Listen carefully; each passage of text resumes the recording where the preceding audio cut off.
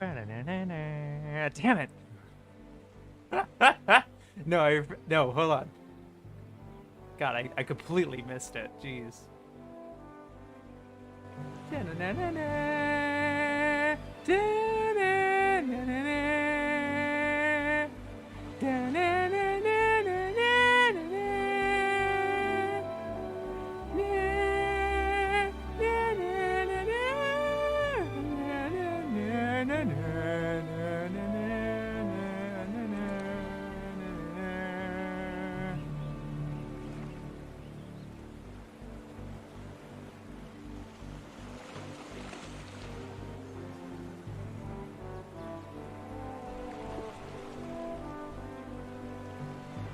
This is definitely an edit. the VOD that I'm listening to is way more of an edit than I was expecting. Hey, it's Shaves, and welcome to another expedition of the Anime Encyclopedia. I was expecting the One Piece OST to go a little harder than... Not harder, but... Go a different way, but this is clearly edited. Whatever. I haven't even... I'm such a late person at chat. There's already so many people who are more ready than I am. More ready to hit this. And I'm so thankful for our of you to be here. Oh, yeah. And, y'all are in much better... There it is. There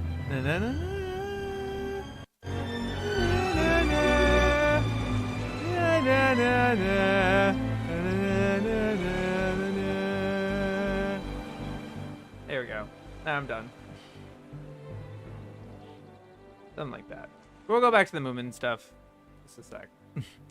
I actually need to listen to the ambience for a little bit because I was like, I can eat dinner right before, and then it's right here. I haven't eaten it yet.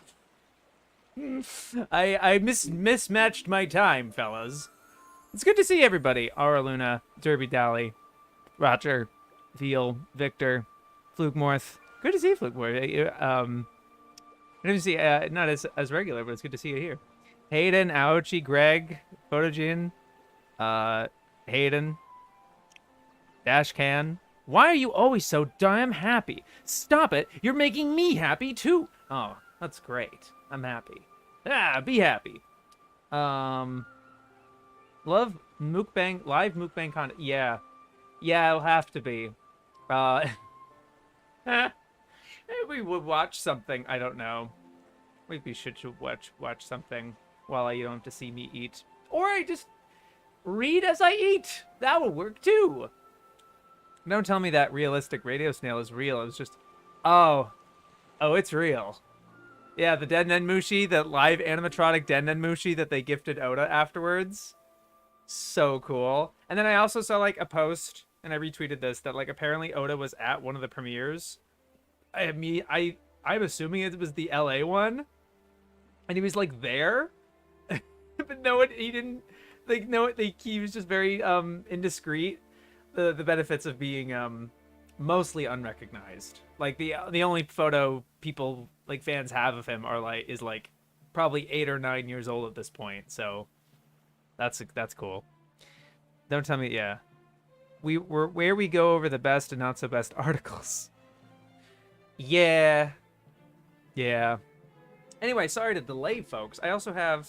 So I have this, chicken, and this is what I have, like, every dinner, for the most part. Unless I go out. This is usually almost what I've had for, like, a year or two now. Comes with carrots. I have carrots in a steel mug. So I don't get... My body doesn't die from... Not that I'm lactose intolerant or anything. I just need like the fibrous stuff. And then I do have Yo Crunch. No, yeah. Anyway, what are y'all here for? We know it. You love it. You love to see it. I'm trying to move this. All right. Hey, check this out. I assume the levels are good. I'll move back to movement in a sec. So epic. Check this out. We are gonna finish this October 6th. This is gonna be the project's gonna be done. We have 50 entries today. And then on Friday, we have 50 entries to Tom Thumb, 50 to Tristina, 44 articles to finish T, and then we're going to do these two right before we go through the final stretch of U through Z.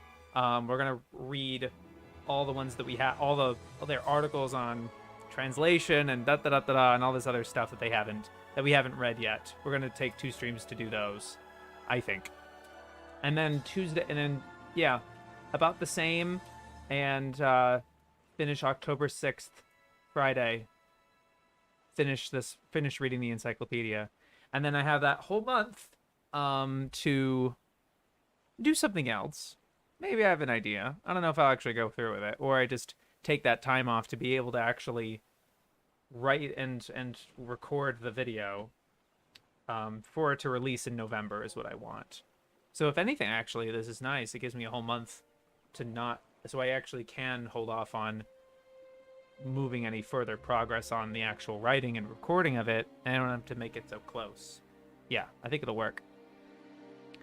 Saw Roger's post, sorry to hear about the discourse burnout. Do they have Ori Monogatari in the 3rd edition? I don't think so. That's a 2015 show. But you know what? Maybe that sounds familiar. Ori Monogatari. No, they don't have it. The most they have is Tales of Thick-Necked Gen and I. Yeah, that's it. Great track. Oh my god.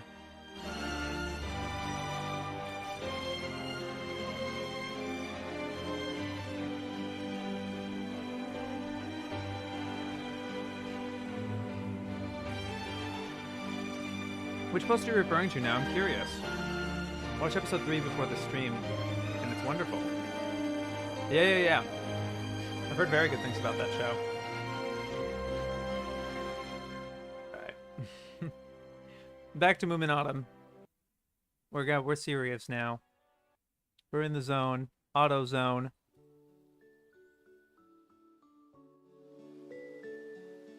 Do we have this at full volume? And then, like... So, like, you think this is decent volume? I think so. The One Piece OST could be kind of funny for this. It is. But it's kind of random. I think I'll save it for another stream. The Moomin Autumn, this particular VOD will be Rest in Peace. I'm not going to use this again for another stream series, which I have other ideas for, as you probably know.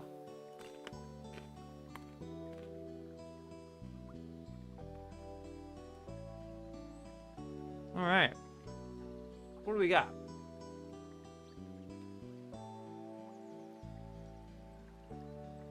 Taro Maigami from 1979. Great. First edition.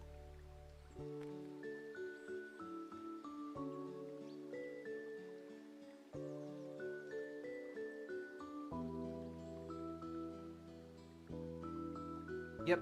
Okay. If it's a 3rd edition, then I'll use that as the time for me to eat. But we're reading now. It's time.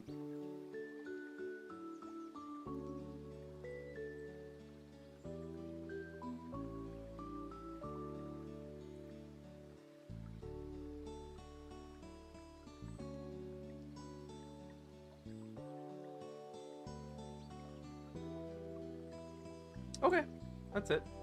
Not much to it.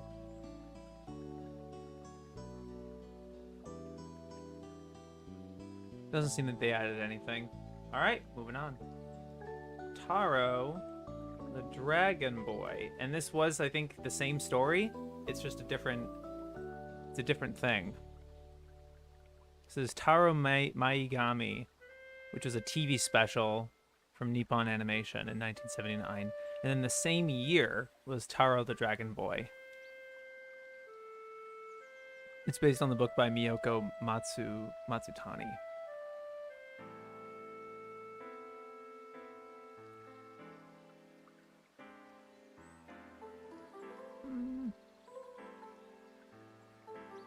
It seems like spoilers, but it's not the biggest. It's not really the biggest spoiler, really. It's fine.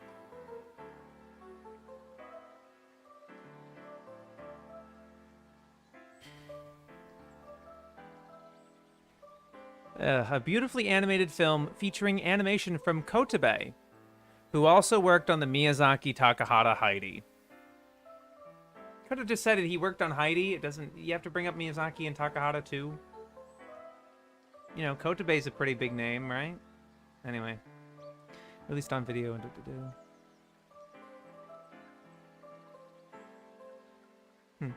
simultaneous creation.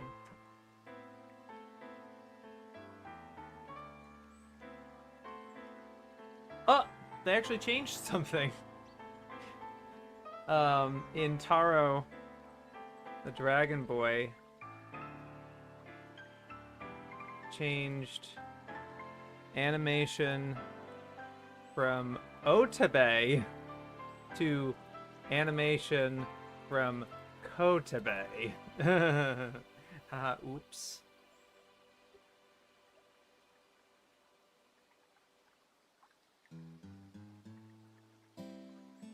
Yeah.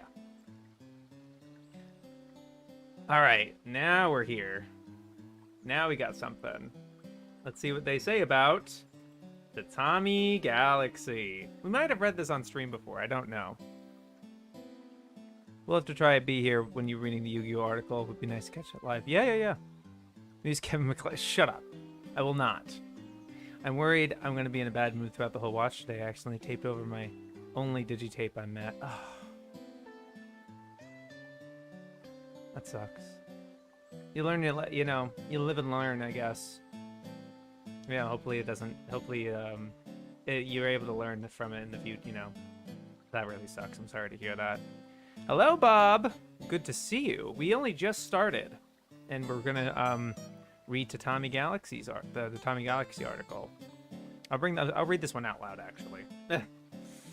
It's Kotabe because their identity was stolen by Ko from Last Airbender. Oh. An unnamed third-year student at Kyoto University looks back on 2 years of college life with not always helpful guidance from god of matchmaking Hitaguchi. Despite the number of possibilities opening up before him for the perfect campus life he dreamed of in high school, things always turn out unsatisfying in some way. With misdirection from his mischievous friend Ozu and yearning to impress pretty but cold engineering student Akashi, he wanders down different paths to the same place. So what's a seeker of the perfect experience to do when time is running out and no experience turns out as he hopes? Tomohiko Morimi's 2004 novel set on the campus of Kyoto University took an original approach to first-person reminiscence,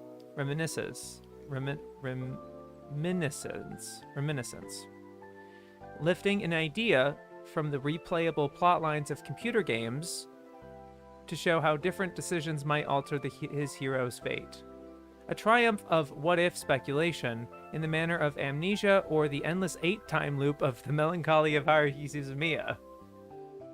Alright. I want to see if they actually mention Beautiful Dreamer. But okay. Although I guess that's not as time loopy as Endless 8 or something. Each of the chapters of the novel takes place in a parallel universe in which the protagonist is enrolled in a different university society. The series echoes this adventurous approach to a degree unusual in TV anime. It was the first TV program to win the Japan Media Arts Festival Grand Prize for animation, the jury calling it a richly expressive work that turns the limitations of TV on its head. With, quote, unique scene layouts, characters' actions, and color scheme.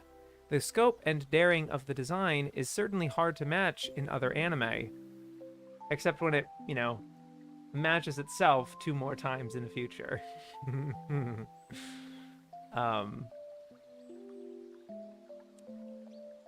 And the cool, clever plot shows it off to perfection. This is a seriously grown-up show that provides whizzing visual hamster wheels to distract and seduce, but encourages the viewer to look behind its glossy surfaces to the ideas they obscure.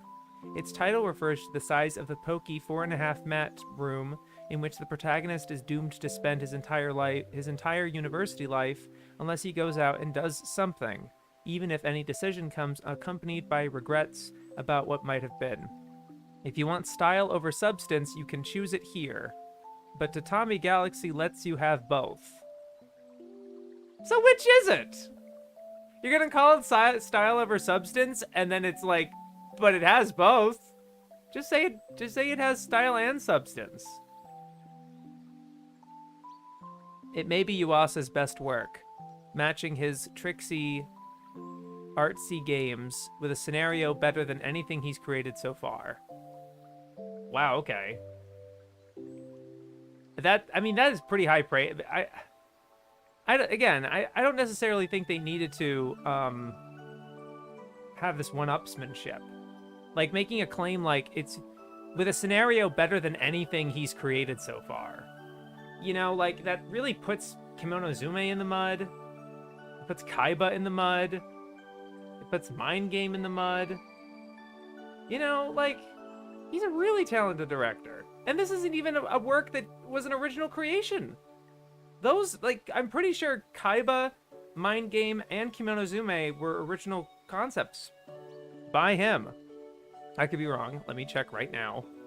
Let me check right now.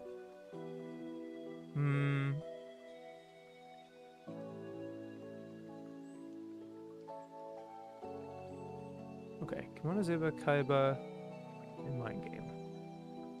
Kimono Zume was written by Masaki Yuasa, yeah. Created, directed, and written by Yuasa. Kaiba is also credited as created by Yuasa, and Mind Game is directed and written by Yuasa. Tadami's the first major work that he directs that was not really based on anything he did. Which, like, I mean, that's okay. I love Ping Pong, and that's based on a manga, right? And it had a live action movie beforehand. Maybe I'm making a mountain out of a molehill. They do give it a positive.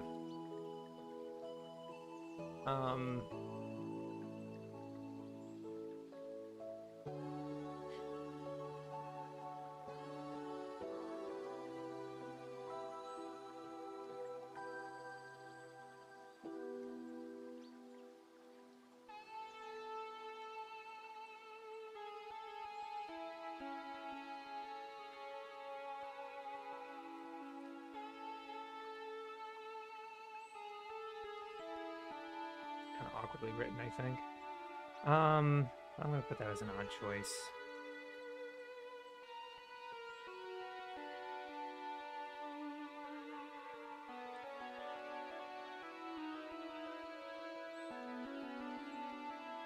I guess they do credit that they do say that anything he's created better than anything he's created so far.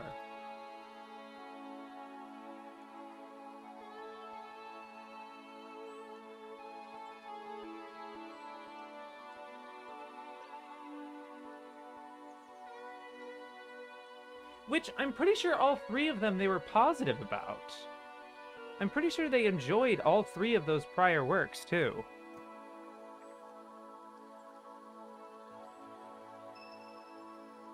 Lot going for it. Mystery that it's not been released in English. Style is edgy and interesting. So positive on Kimono Zume.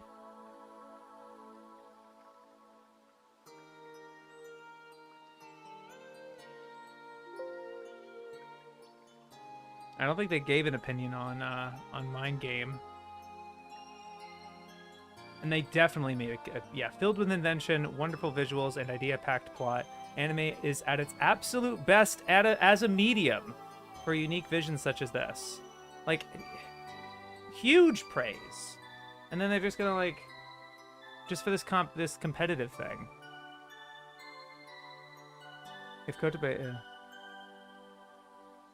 Unsatisfying is an interesting word choice, given how some episodes ended. It's good to see you, Nico. And hello, Zach. Yeah, well, kind of a weird article in my opinion, but it's fine.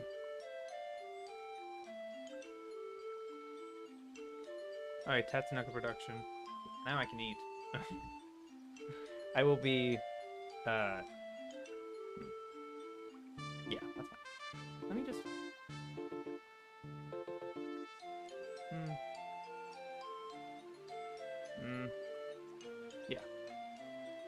Just a sec. I'm gonna be eating as I as I read.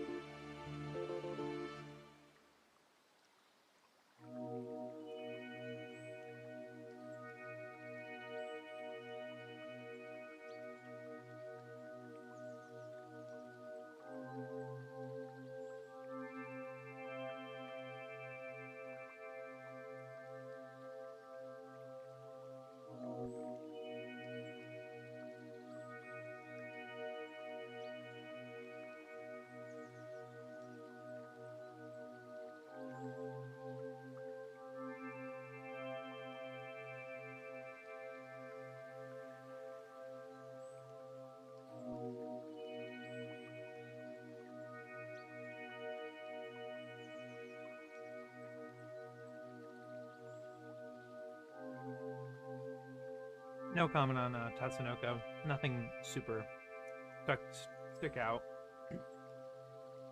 All right, still eating.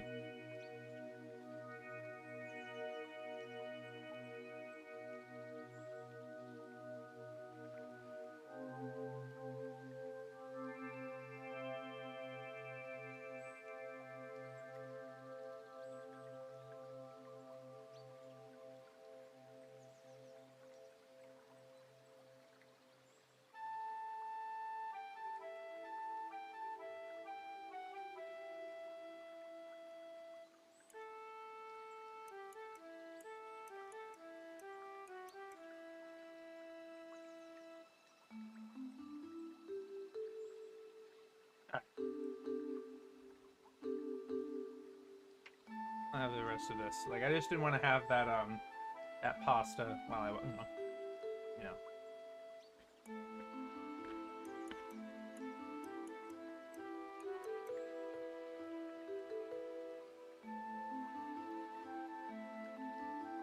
Yet another alien girl adores geek scenario. I didn't really get that.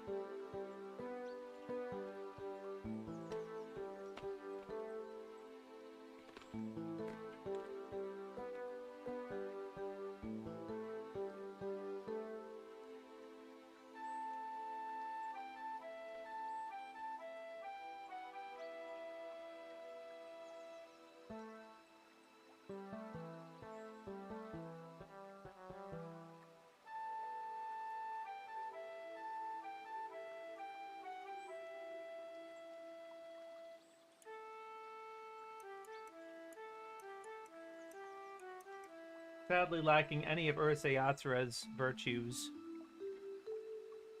A failed attempt to take the well-worn cliches in a new direction, resulting in a uniformly unlikable cast. Very cool.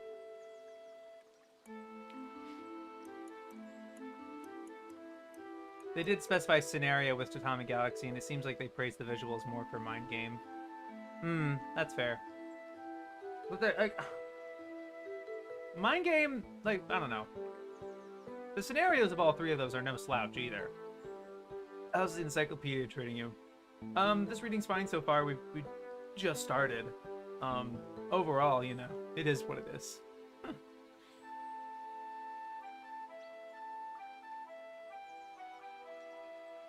Oh yes, good to see you, Asaweeb.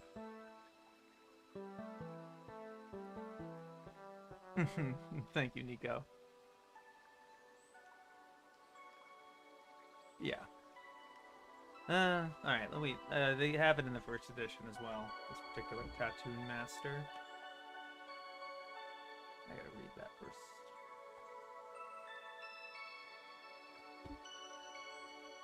Yeah, man.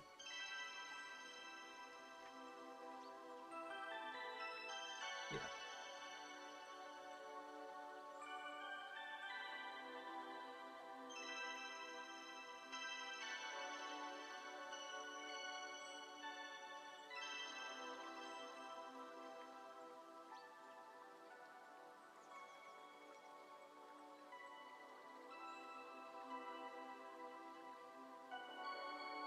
Okay. No change. I just gotta.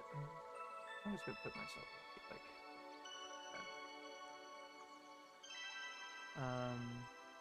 Don't need.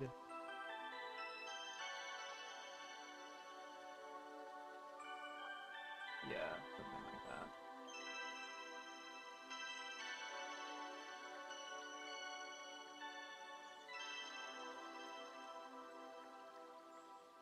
Yay. Alright. Tama, kiss on my deity.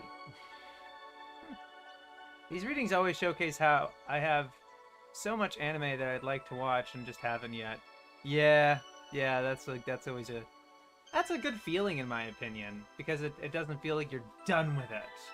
You know, it's the curiosity, right, that keeps you around as a fan.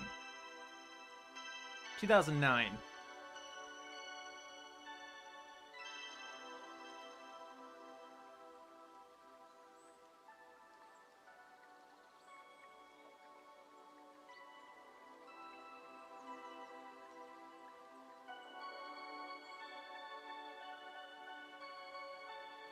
If you hear echoes of Tenchi Muyo, they're dim and distant ones. Yeah, because I didn't. Then why are you bringing it up? Kiss My Deity, indeed. This anime, adapted from the visual novel by Lump of Sugar, is the mental equivalent of eating cotton candy until you're sick. It's not offensive, except to the intelligence of all women and most men. And it's not harmful in small quantities, but if you watch too many shows like this, your brain will get fat and toothless.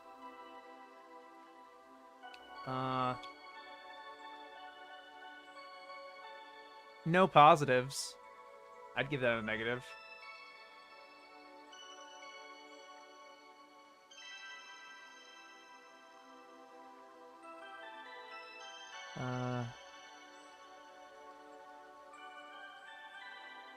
Mental equivalent of eating cotton candy till you're sick.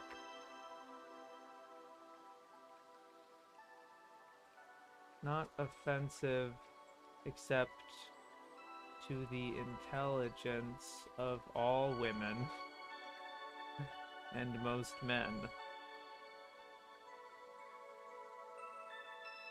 Very cool.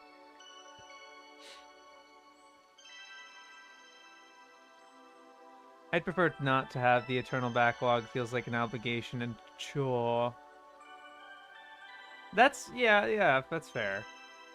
I don't really see it as a backlog necessarily. Like, oh, not anymore at least. I obviously used to.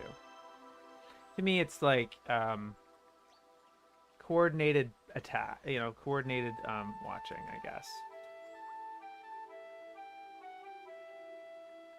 It's funny, I was just sorting an anime list for my own planning of things, and I had Tayutama on my screen when you said it's next. Ha! Yeah, it's a good thing. Anytime you're craving something, you already have a pre-picked list of things to watch, whereas others find struggle to find something. Mm-hmm. British having any right to comment on teeth health. Oh, no! Don't say that! Is it good in small quantities? Hmm.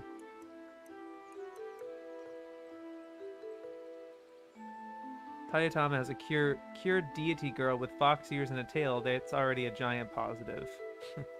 Yeah.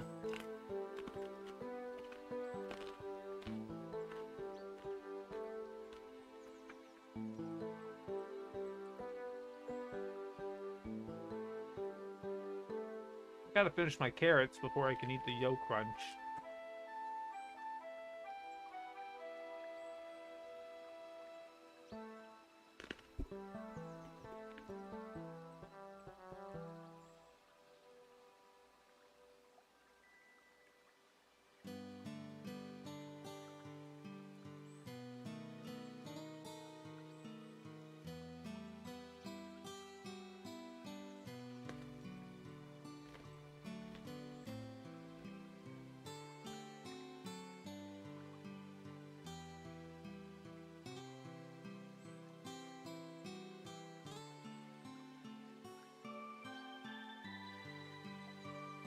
This is from 2007. Teach me, please.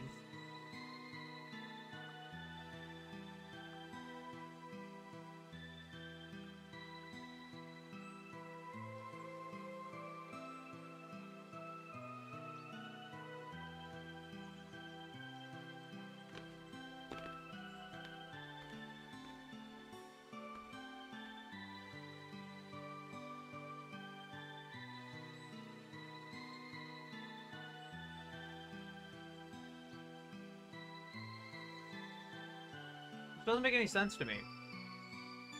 4 girls who have failed to fulfill their dream of graduating from Maid Academy and developing a close relationship with a master of their very own are given one last chance. Millionaire schoolboy Akito accepts a contract to have them live in his mansion for special training. If they can win his approval, they can all graduate. Never mind the pornography, the whole concept of this show is offensive on so many levels that it ought to win some kind of award. What? I mean, it's not a great synopsis. I'm not, like, enthralled at all. Like, seems pretty dumb. But, like, the porn isn't the problem? Yeah, whatever.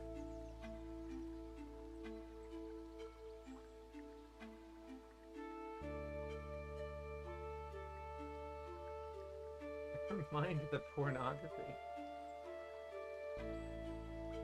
The whole concept is offensive on so many levels.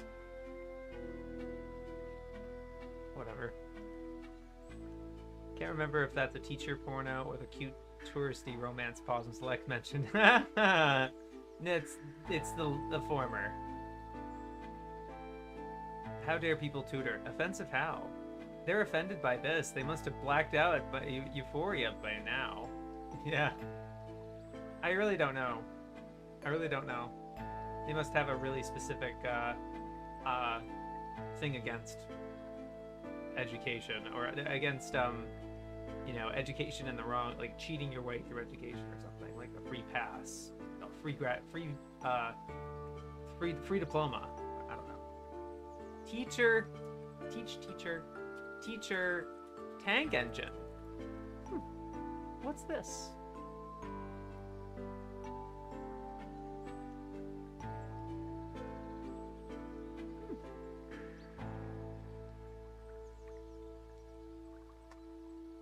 Wow. It's a modern spin on Boat-chan. It's a 100-minute movie from 1996. Kikansha Sensei. I'm kind of interested, actually.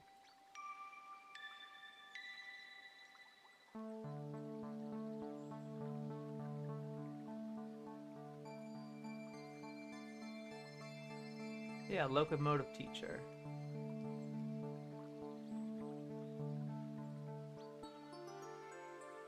The 2004 drama.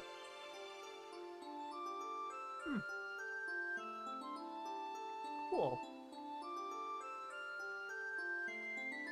It does give that vibe of, yeah, you've never heard of this show before. You've never seen this anime.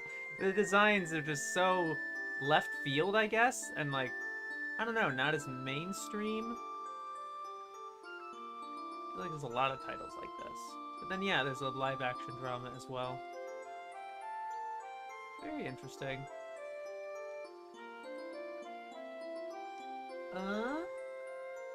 Now Teacher's Pet. Not the cartoon from Disney Channel. From 2000. Is this one in the first edition? Oh, I just realized the other one would definitely be from the first edition too. I have to read that. Oops.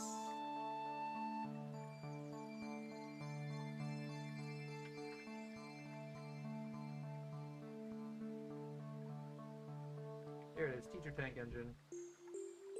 No change. Teacher's Pet. Oh! Very, very different very different. And I'm actually correct this time.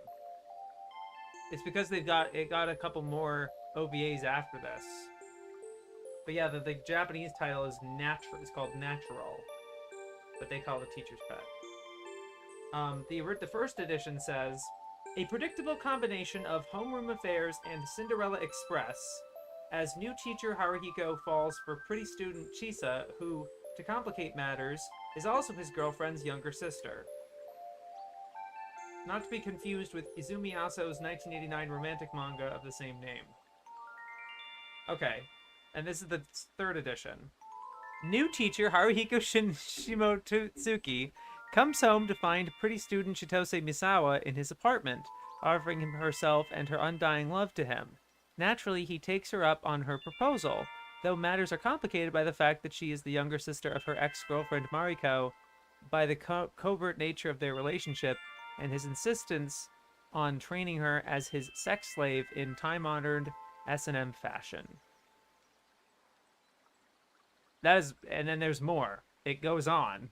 Hey, Glowworm. Good to see you.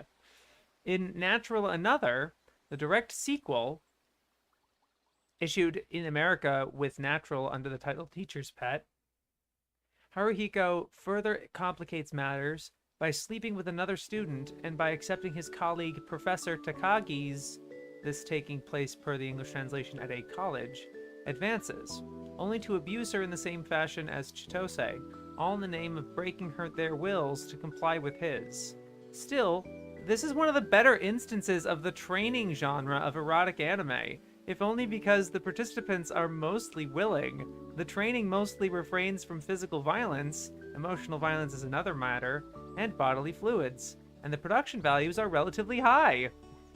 These episodes were followed by Natural 2 Duo and were based on the games by F&C. Yeah, almost completely revised because they do add the same sentence at the end, not to be confused with Izumi Ato's 1989 romantic manga of the same name. Almost entirely revised. Teacher's Pet, almost entirely revised. And that does include a new, a changed opinion. On a porn! On a porn of all things. First, is dismissive. It is, to them, I just lost the page and then I lost it.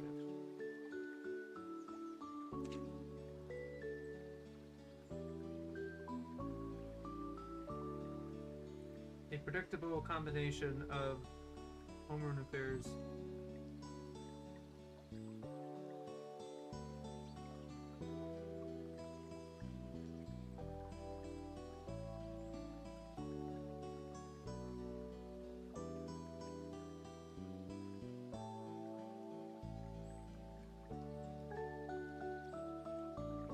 The third edition is positive.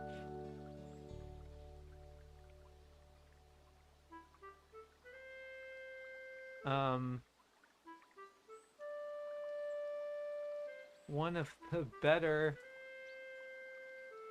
instances of training genre of erotic anime.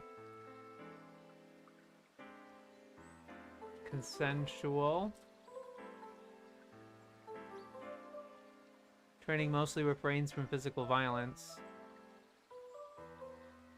Production values are relatively high. That's crazy. Wasn't this one of the infamous porn dubs with the early English VAs? I'm not sure. I have no history with that. Taking place as per English translation at a college. Funny how I know it's probably 18 plus from this one phrase. Yeah. Hey Shaves, hello Mia. So far, is it possible to make a anime encyclopedia top 10 hentai list? Like, did they like any? Yes. No, they like several. They like plenty of porn. There are titles. I didn't unfortunately keep track for most of the list, but I did start putting it in brackets like this of which ones were porn. Just to to clarify, they did give their opinion on a lot of these porn of like how good or bad they are.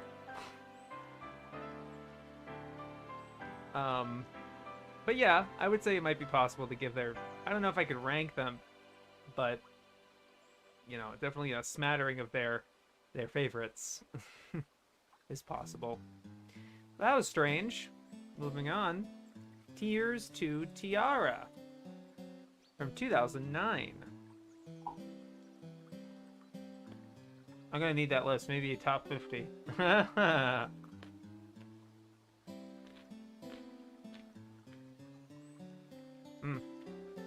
Dan Green, you mean? Derby Dally? Dan Green, I believe is his name. It could be wrong.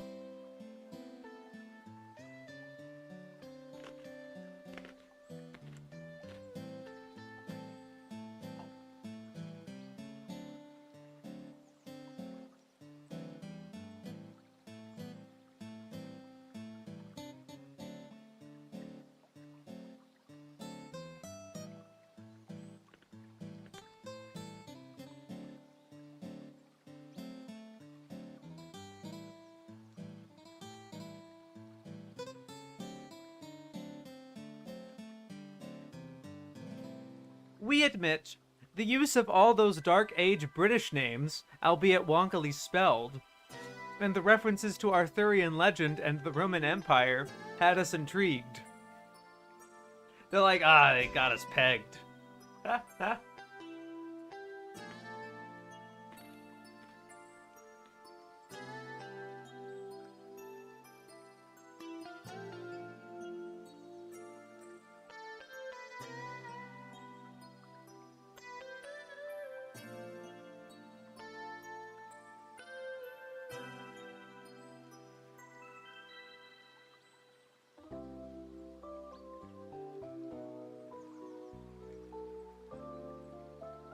For a much more interesting take on Dark Age Britain and Ireland, we refer you to Yuho Ashiba's remarkable manga, Crystal Dragon. They have a mixed opinion on that show, on Tears to Tiara.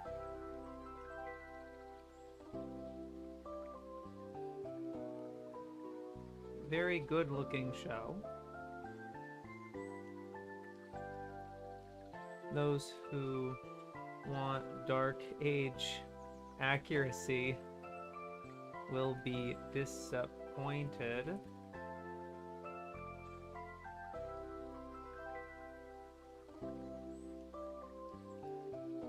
Characters are cliched, and pacing is uneven. Yeah.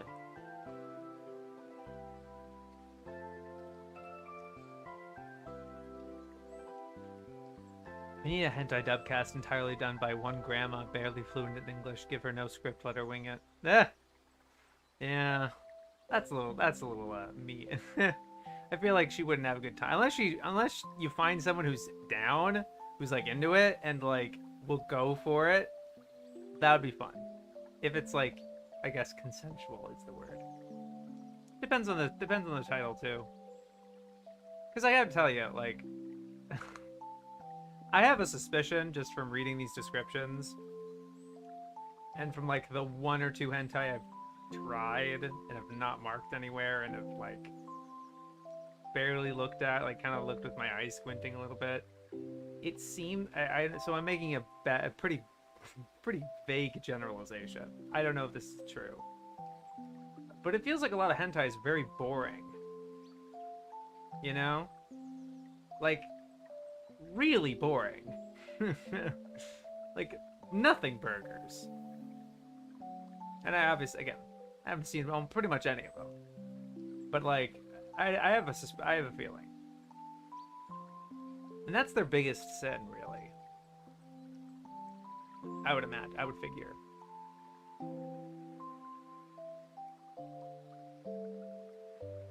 Do they mention Utaware Mono in there? Yes, they do, Roger. Yes, they do. This is almost a sibling show to Utawaruo Mono, made by Oriental Light and Magic and based on the Aqua Plus game. They do mention that title. Also, I saw Teacher's Pet, and for some reason I thought that was reference to the... Yeah, no, Roger, I was literally thinking the same thing. When I first typed it in, I was like, no relation. BRB. I'm sure ex-porn actresses can do some extra Vine Boom sound effects. of them being boring. Yeah. They should do something along the lines of Gilbert Gottfried does 50 Shades. They're generally so bad, it's good. They're good. Some are. Others are Arrow Guru Fest that are kind of overwild. Nuki Doki tries to be a funny hentai. Oh no. Yeah, most of it is really boring because they don't have much happening besides the H scenes. That's the thing. That's really the thing. That's why the ones that I am interested in are the ones that have a lot of other things happening besides the H scenes. So like Uratsuki Doji and Kite.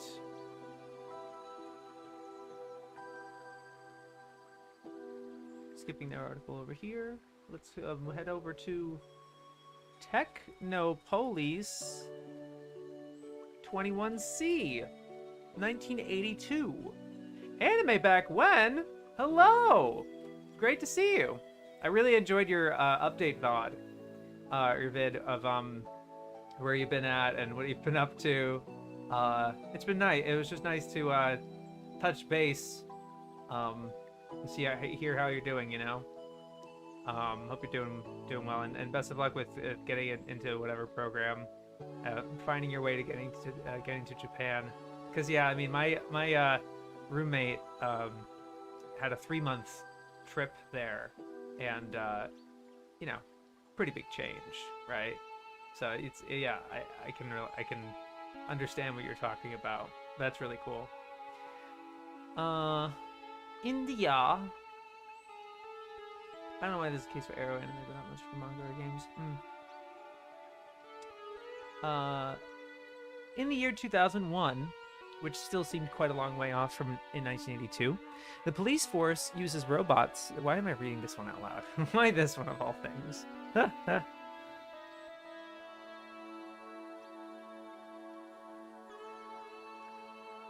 I guess because I've never really heard of this one.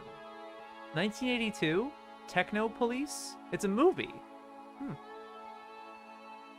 Shoji Kawamori is part of the direction? What did he direct in this?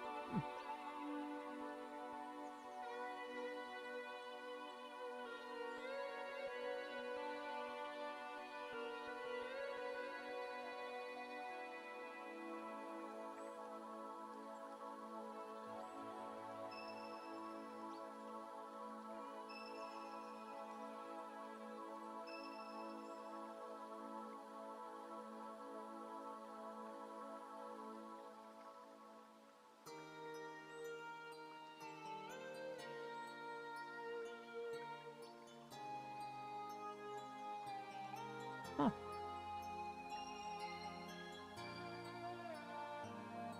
No opinion.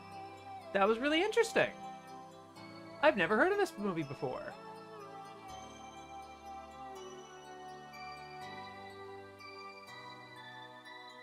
Let's check it out.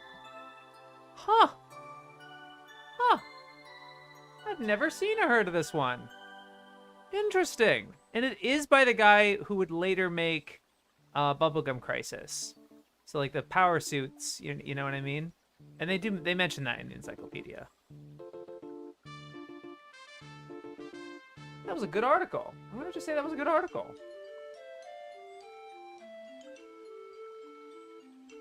Good synopsis. Nice connections. No opinion. got me interested. Yeah. Thank you, man. Loved your last video. Thank you, Rekka. It really it means a lot to hear that. Since it bombed, didn't do great. So I need a lot of the affirmation that it was good. I really appreciate it. Different production pipelines. Hentai can filter through a couple of studios, but VNs might have a dedicated Ocean Circle behind. Gamora is everywhere the moment you hear about him. Yeah. That was a good article. Okay. Let me just double check the first edition.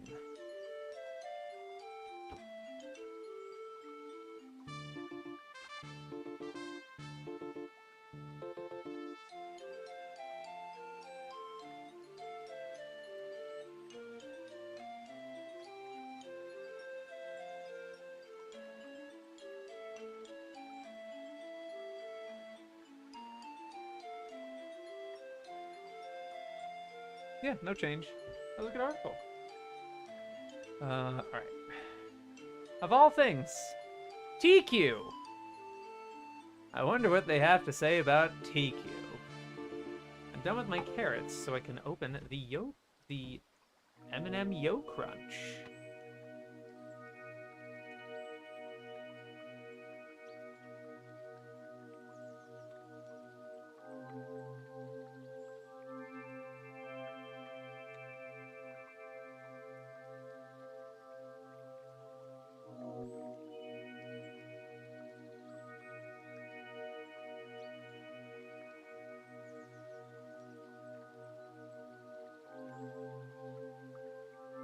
Jeez, of course they did. Of course they did. And God, this is one of the few instances where I wish we had the second edition. Because this came out in 2005, meaning it's probably in the second edition. But the second edition came out in 2006, meaning it was before K-On! And the end of this article is just saying, K-On! But with tennis. It's so reductive. It's lazy. It's predictable.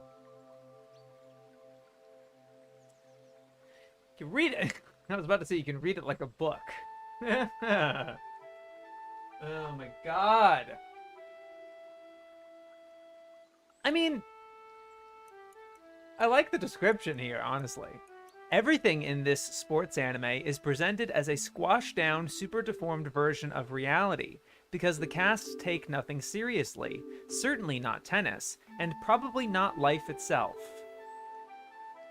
And then I wonder if the second edition, that was it, and then the third edition they just tacked on K-On! But with tennis. Unbelievable. If they compare one more cute girls with K-On!, I'm gonna lose it. TQ is 2012. They got the date wrong. Oh. You know, I should have caught that. You're right. You're absolutely right. I really should have caught that. Because if it was 05, it would have been in 4:3. And I would have known TQ to have a 4:3 aspect ratio.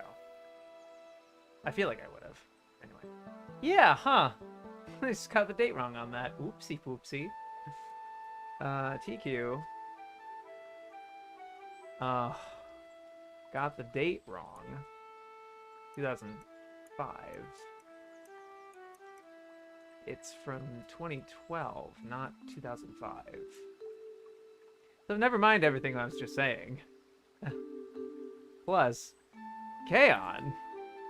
But with tennis.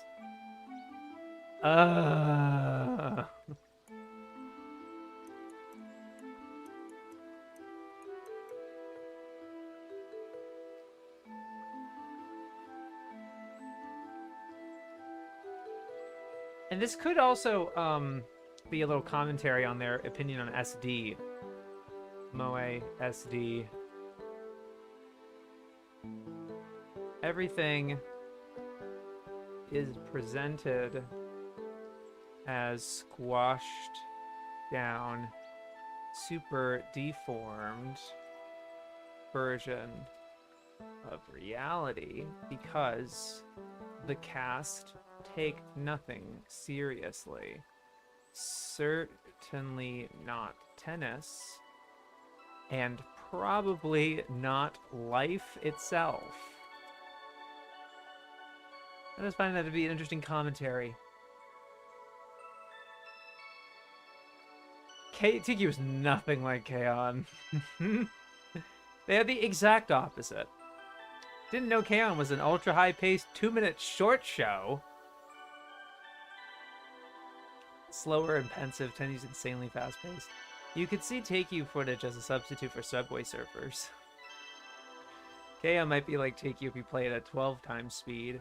Danganronpa is K-On! But with murder. Ha ha ha! Yeah.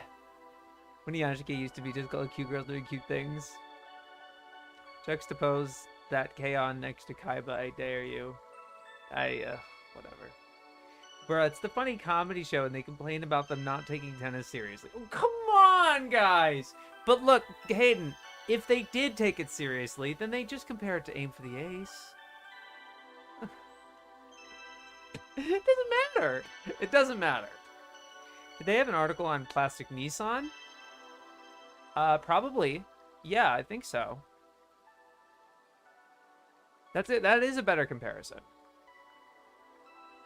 Oh, it didn't show up when I put in plastic. The way you spelt it. Plastic Little.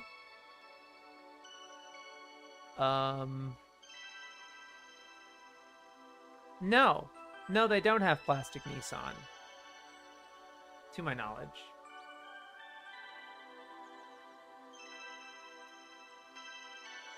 Yeah, Plastic Nissan from spring 2011. That's interesting. Nissan? Yeah, the Plastic Sister? Tonari no Onesan.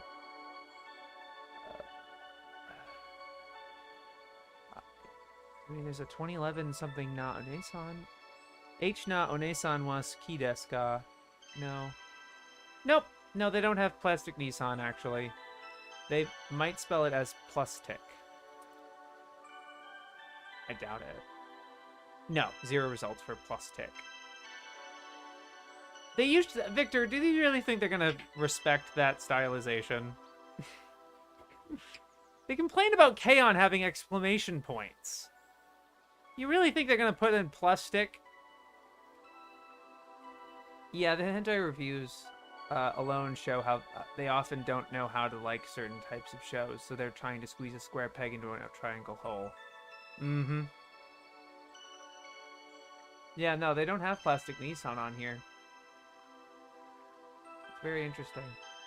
You know, I haven't... one of the rules here is to, you know, no scrutinizing what's absent. But, given that they have almost everything, it's actually more rare when they don't have something. Like, you can literally... I think literally the only 3 that I know that they don't have that's, like, a big deal. Titles they don't have. Significant.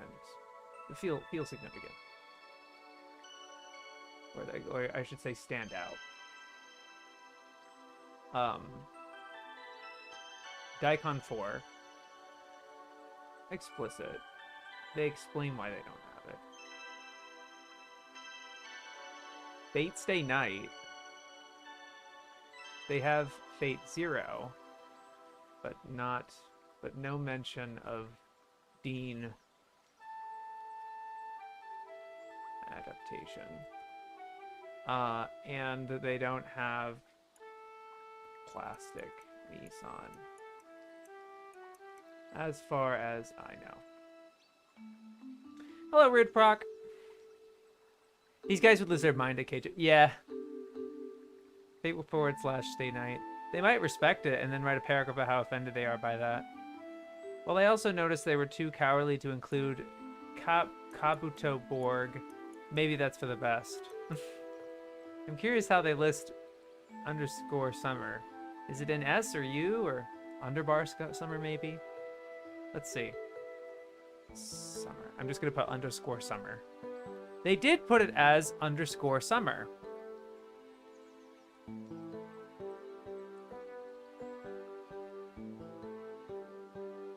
And I'm just skimming the entry to see if they make a comment on it.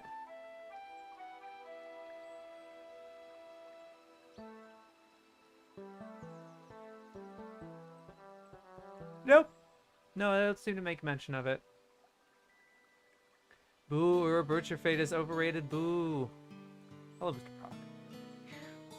Proc. Okay. Well, that was fun.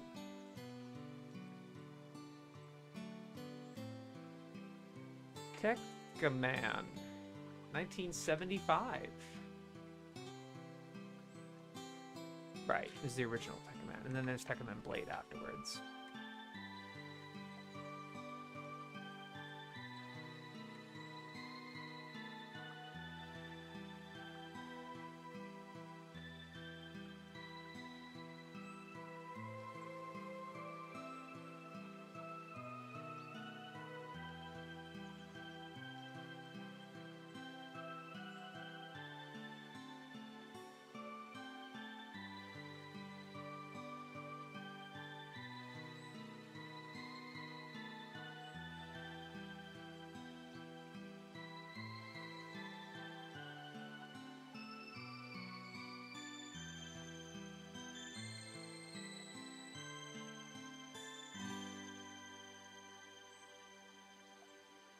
Wait, did they spoil it? Yep, they do.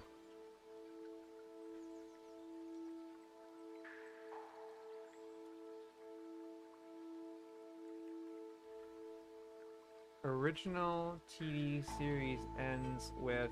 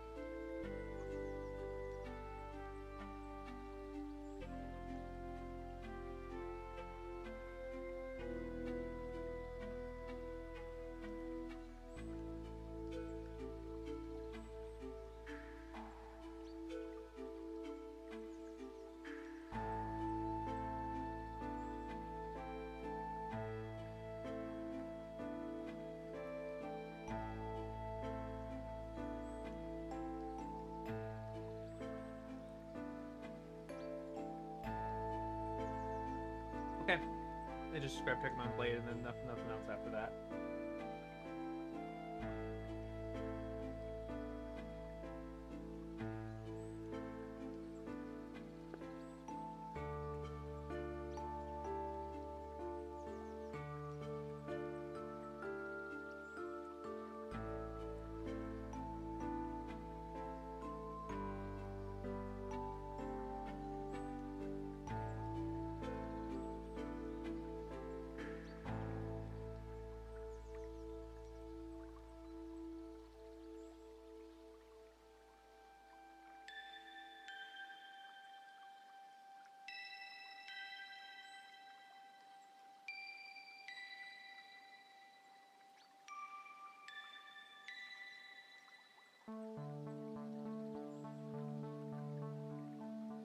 Yeah.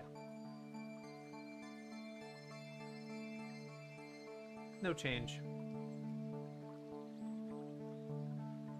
I always feel bad because they have very little to add, but I'm still chilling. That's okay, Veal. I appreciate you being here. Oh, let me see the reason. Oh, let me see the way. No, wait.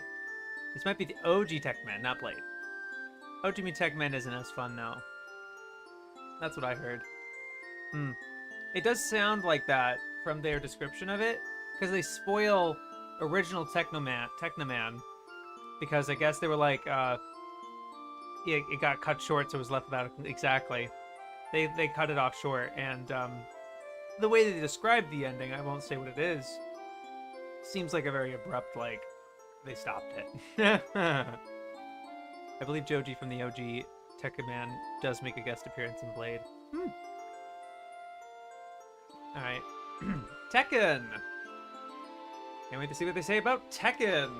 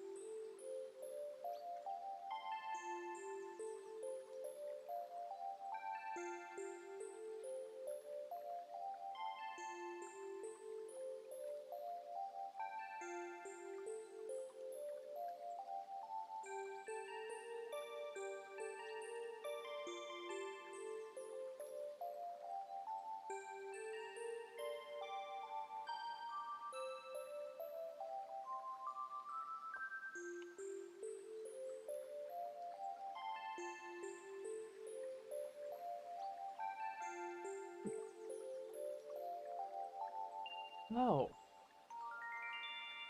You know, I'm not familiar with Tekken, but Kazuya is a Smash Brothers character, isn't he?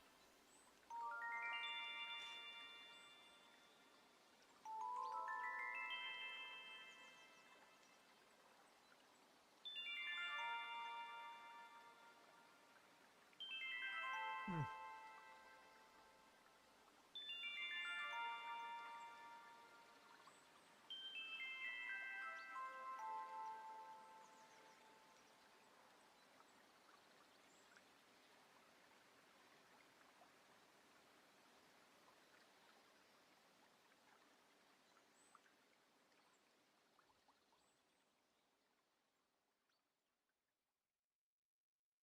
Though the plot meanders toward a massive fight at Mishima's lair, which would, of course, be the tournament featured in the game itself, the events of the game only take place off-screen for a few fleeting seconds.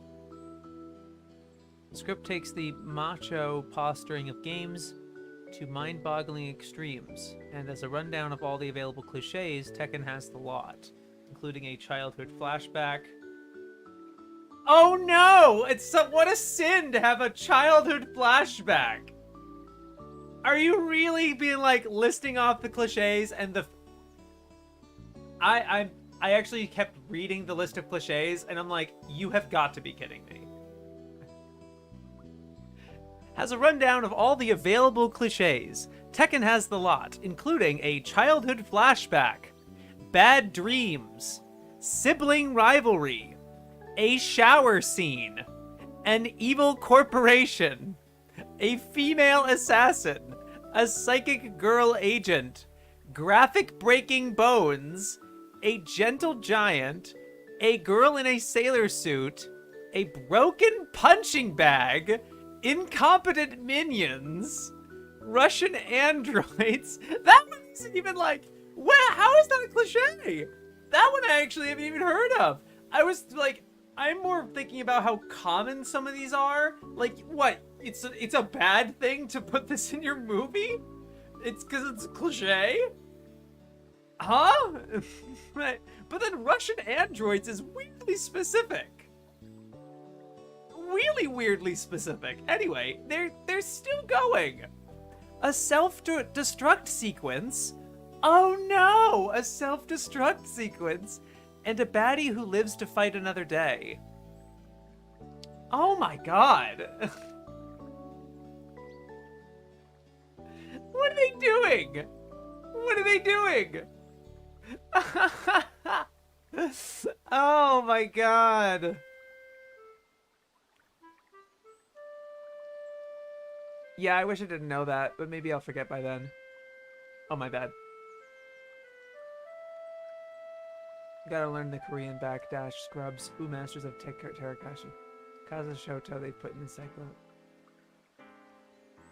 One of them is in Smash. Right, right. What the fuck? They watched AT and don't like flashbacks? A through T and don't like flashbacks. TV tropes moment. CinemaSins level critique. Cliche has said drama. Boy. Is this an article or a TV tropes page? Good evening, Greg. Oh, man. They didn't even mention the dead mom? I mentioned evil corporations. I mean, evil corporations are just true to life.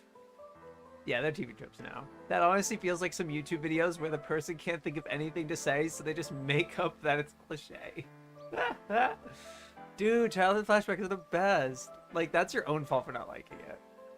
Oh no, sequel hooks. Cliche, me losing to a bear in the local tournament scene. They had a flashback in the last Ori Monogatari episode I watched, which was super sweet and got me feeling emotional, but I guess it's a bad show now. Damn.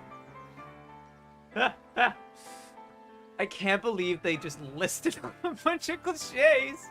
It's so embarrassing. What are you thinking?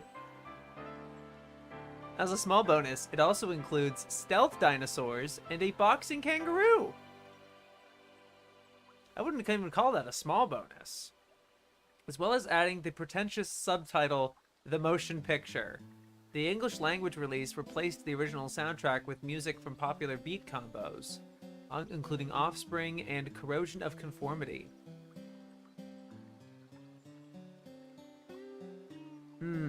It's a 58-minute movie. Okay. So they're like, oh, they're so offended at it being called a motion picture.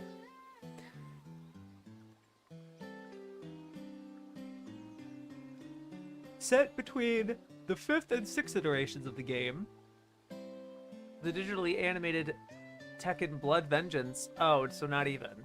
The motion picture was referring to the 2-episode OVA. 2 30-minute OVAs. That's funny. Features several characters going undercover at a Japanese school, where the Mishima Corporation turns out to be conducting genetic experiments at the students in search for Shin Kazuma, a mutant who carries an immortality gene. Directed by Yuichi Mori, the film owes much of its appeal to a script by Dai Sato that earnestly takes the posturings and pomposites of the concept and invests them with a hilariously portentous seriousness. Almost as if the characters are unaware that they are in a comedy, it is suffused with double entendres and camp homoeroticism, turning out to be immensely entertaining, although not necessarily in the manner that its producers may have originally intended. A post-apocalyptic action film in 2010 was directed by Dwight H. Little but universally panned in Japan, where Katsuhiro Harada, director of the game series, publicly called it a poor effort made without Namco's participation owing to a cruel contract.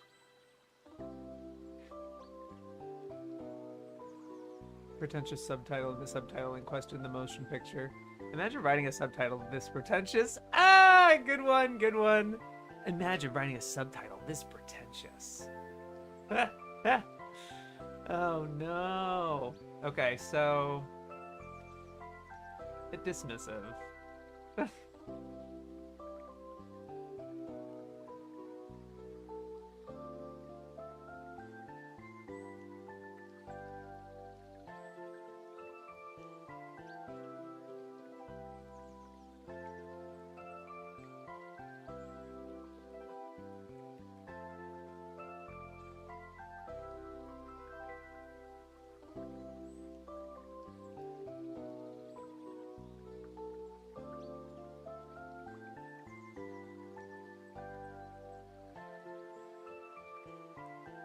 Hilarious.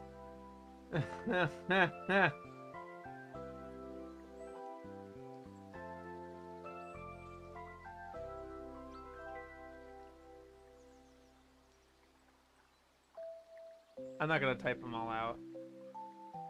I'll get to it later. If I make it into the video. Oh, Kikijobon. Oh. Sorry, let me read the first edition. Because they definitely added stuff.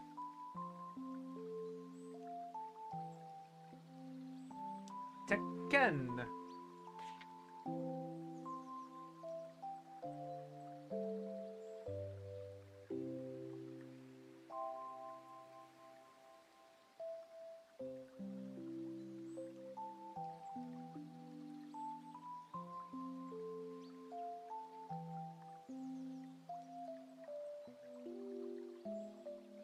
Actually, that list of cliches will be a very good point of word space.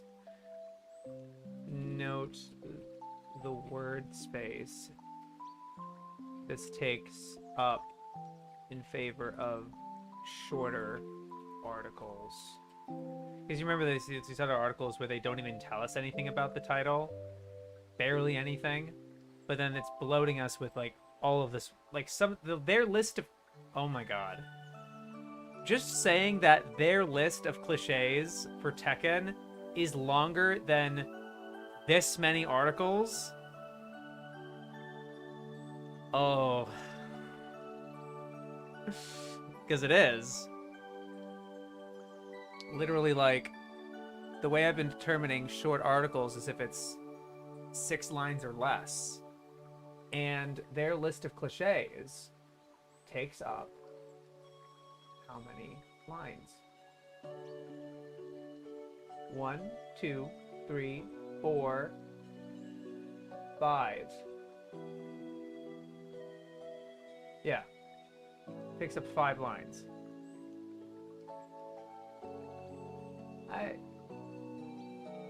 Yeah, takes up 5 lines.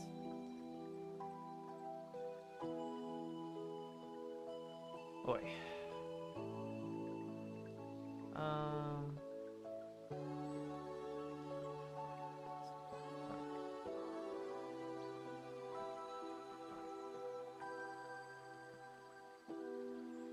Yeah, waste of space. Their list of cliches isn't even click enough to make it into NHK hentai game.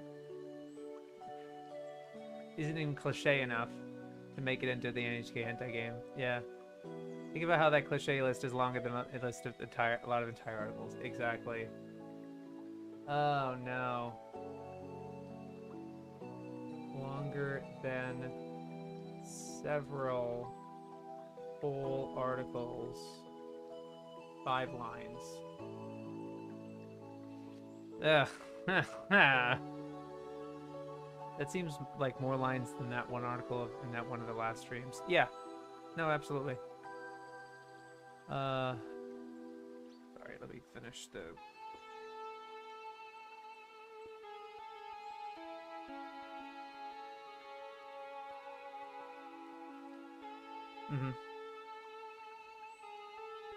Yeah, so they added for Tekken.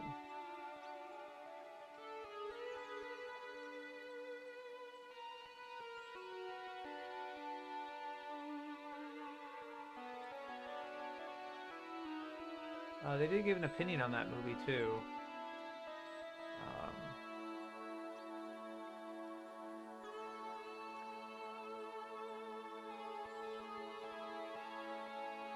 Immensely entertaining. Not necessarily in the manner intended. It would be interesting if you tried to make a list of anime that also have those cliches and see how short it is. Yeah. Yeah.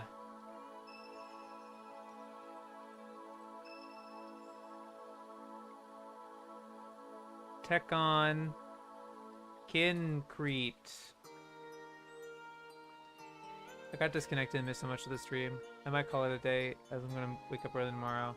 Thank you, Dolly. Gone the Dinosaur, Gone the Hunter from Hunter x Hunter, or neither.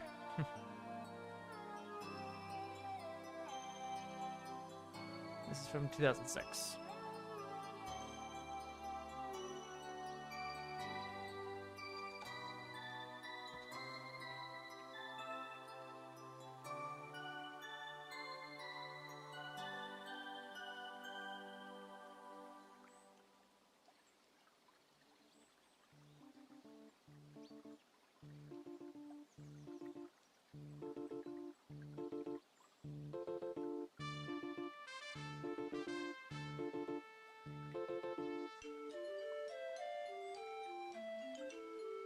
Cliche-ridden script. Uh,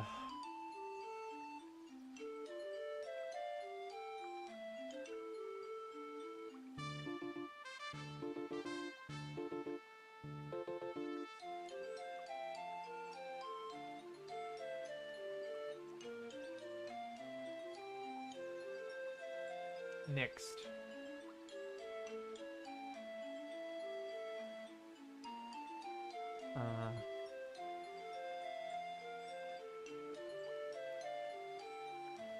More designed to showcase cutting edge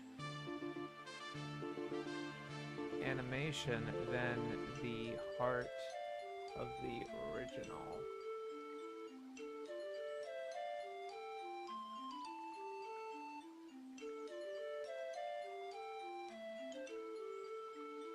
Not helped by a cliche-ridden script.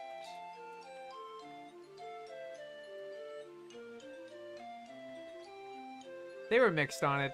I think they seem to appreciate the looks of it, and they say that they mentioned that it was gained substantially better accolades.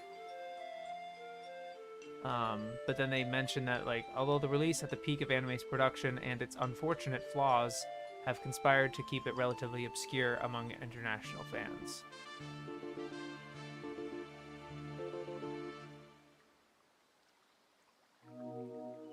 Yeah, they weren't as hot on it.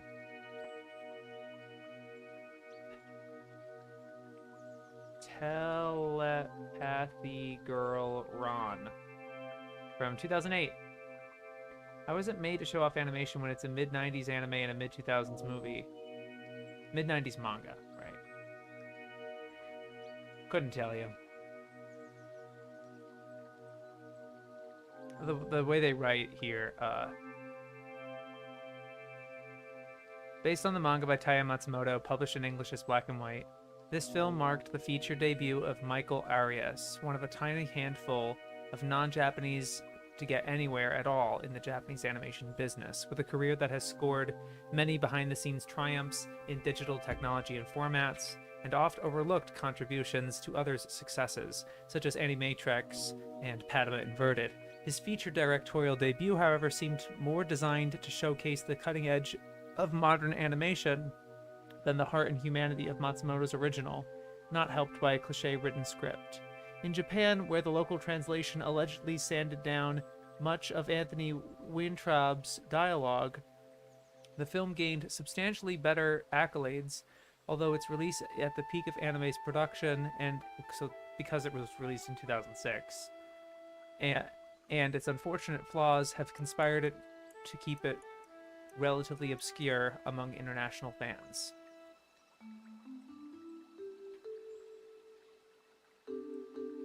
Its story and symbolism flew over their heads. That grinds my gears. Yeah. Alright.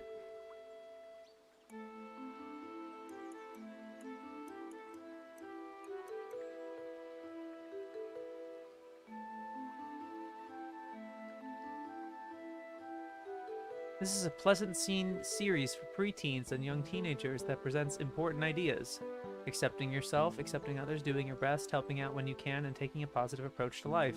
In an enjoyable, undemanding format, entertaining and not preachy. Cool, I'm sold. You actually sold me on it. That sounds interesting. Telepathy Girl. Ron.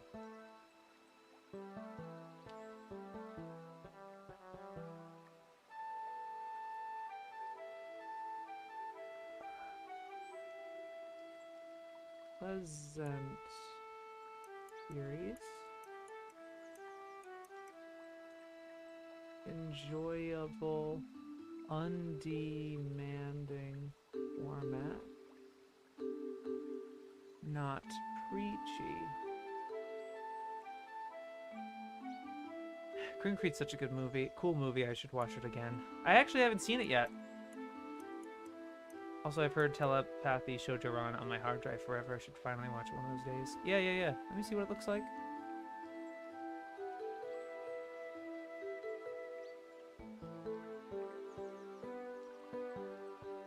Based on it has a novel and manga. They do mention that. Yeah. This character designer seems familiar to me.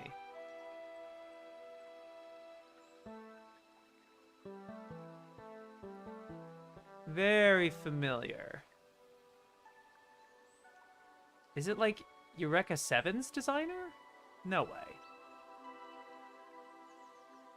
I've been familiar with these designs. Who is it? Oof. Pretty low mouse score.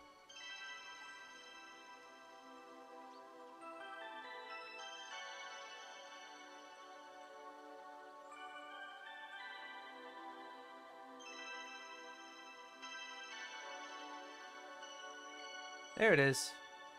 Ushio Tozawa.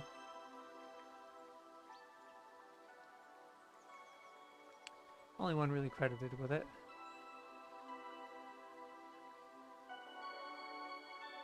Oh, yeah, okay.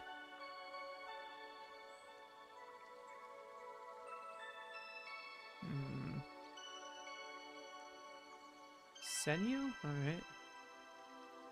Ah, interesting. Even those are Araki's. Originally Araki. Hirohiko. Not Hirohiko. Araki, you know what I mean. The FMA author. Deji meets girl? He's a director and character designer. That's interesting. And also didn't get a good mouse score. Dang.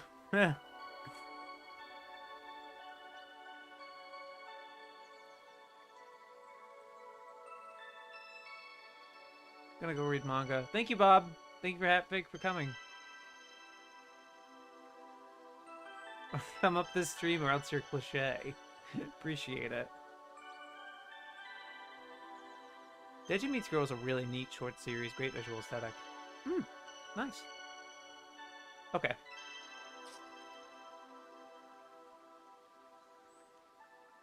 Temple. The Balloonist. 1977. It is not in the first edition, that I can see at least. Let's look in the back for the Japanese name. Husen Shoujo.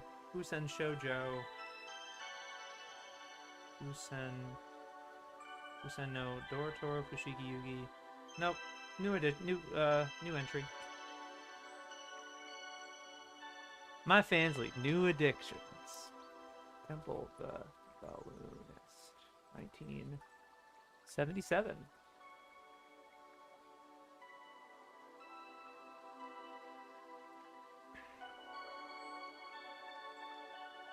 If Mal rates it low, it's probably high intellect Kino. Ha! Mal doesn't appreciate art. It's art! Okay. Oh, the girl's name is Temple.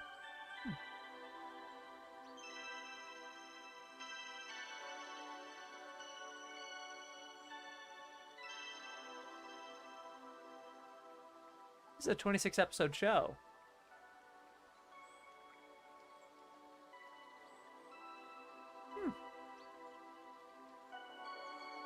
Picaresque adventures ensue, with a half-hearted aim of eventually returning the temple to her home, compared to Wizard of Oz.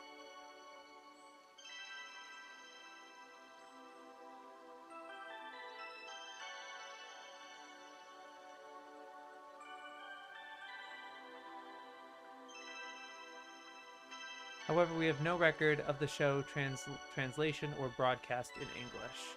So they don't really give their opinion on it. Aww. Wow. That looks cute as shit. Tatsunoko, of course. Kozen. Yeah. That's what I want to see in motion a little bit, actually. Can you... Oh my god. Yeah.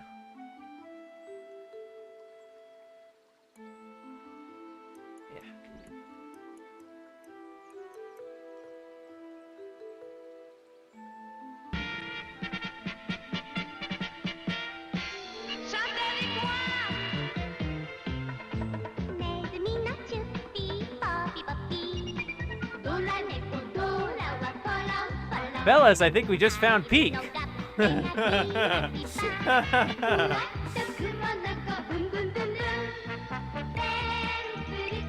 It's the Windman. Good to see you. It's on AB. Woo! I think this has a Lost English dub. Oh. Internet archive as well.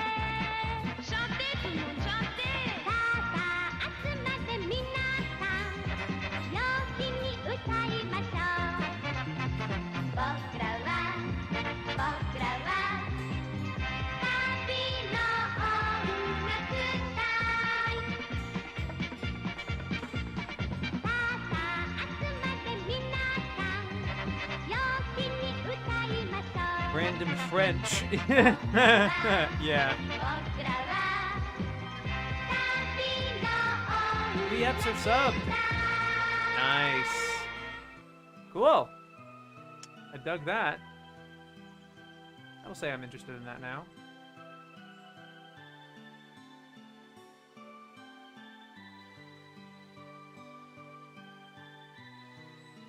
All right. 10 little frogs.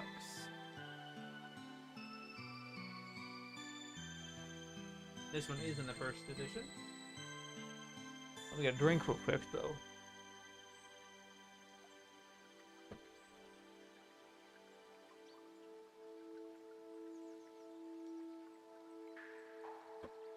Ugh.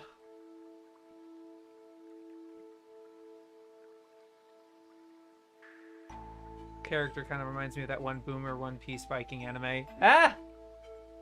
Vicky the Viking, you mean? Nice. Yeah.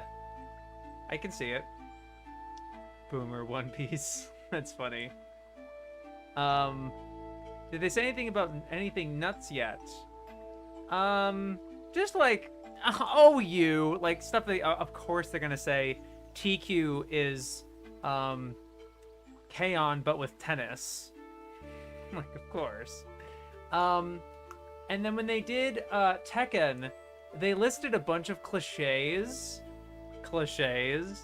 that, like, is so ridiculous, and is so long that it's actually longer than some articles, like some entire articles in this encyclopedia. They list that many cliches that they found in Tekken, including Russian androids. What a cliche. What?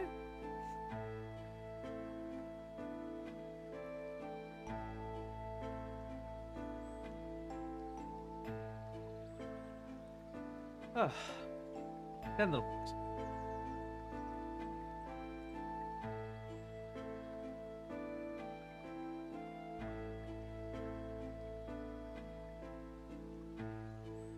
Okay, that's it.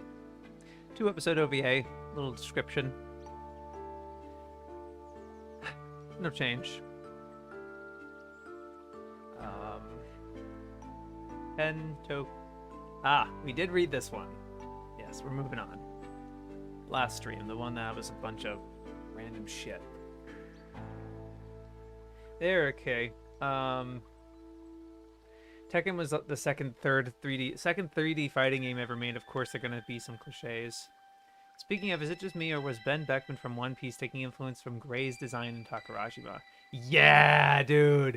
I didn't think of that, and then when you mentioned it, yeah. Oh, that's sick. Oh. You know what I'm just thinking? I don't think this is gonna happen. Oh my god, though. The more I'm thinking about, oh my god. Oh my god. Like, if, like, Laugh Tale or Lodestar, if they somehow get to Laugh Tale, oh my god. Oh, I just had a big One Piece theory! Ugh, like, what if the last arc of One Piece is one big Takaraji, is one big Treasure Island reference? Because Shanks is John Silver. He lost an arm instead of a leg. And they're friends, he's friends with Luffy, and then he betrays them once he's on the island. Oh my god, that would be so peak. Oh, I made the weirdest face just now. I was like, breaking my mind over that. Because with Ben Beckman being like Gray, like a visual parallel to Gray from Takarajima. It doesn't make that much sense because like Luffy's still like a really powerful pirate with like an entire crew. But something like that, where Shanks is like the John Silver equivalent. Oh my god. I actually would that's sick. That's so sick. Oh shit. Did they say the android had a sick mohawk? I don't know. I think the song The Fighters came out for a second. Lost English dub, but in the names of Sabrina's Journey and Tiffany's Traveling Band. Make it a video. Yeah, that'd be cool. Wow. Oh, I'm bowled over from that that theory. Holy shit. That'd be so good. But like I would want and I would want it to be like very like they're on the island and it's a pretty regular looking island and then they just have to go looking for it and it's buried and shit. It can't be that, you know. I'm sure Oda has to make some big twist or whatever, you know, some make it really interesting. But it's so I love One Piece so much because it's the last thing you expect, or you don't really expect things to go the way that they go oftentimes. And yet at the same time, it's like, oh, of course it's going to go out like this. Oh, of course this person shows up. Of course it turns out this way. You know? It's so perfect the way he does it. I just predicted the end of One Piece. Yeah, and not necessarily what the One Piece is, but like the way it goes down. Which some people probably have as well, but... Oh, man. Isn't there One Piece OP that references Takarajima? Yes! OP3. It does. It does reference OP3, yes. OP3 does reference Takarajima, is what I should say. Or it feels like it does. Okay, anyway, 10 top trips for pro baseball. What the heck is this title? Very interesting.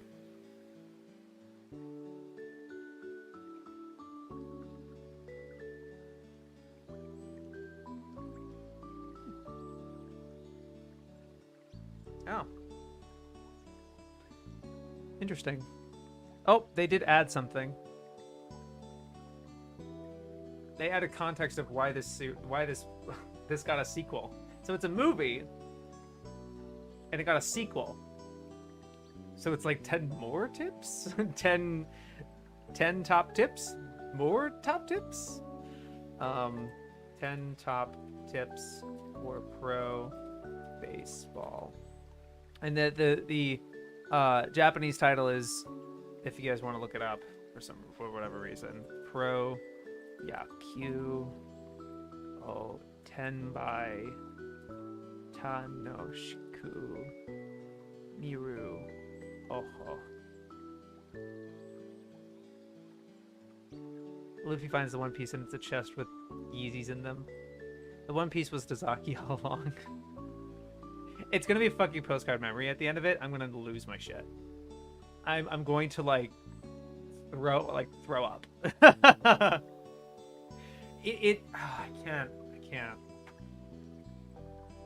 can't imagine what that's like.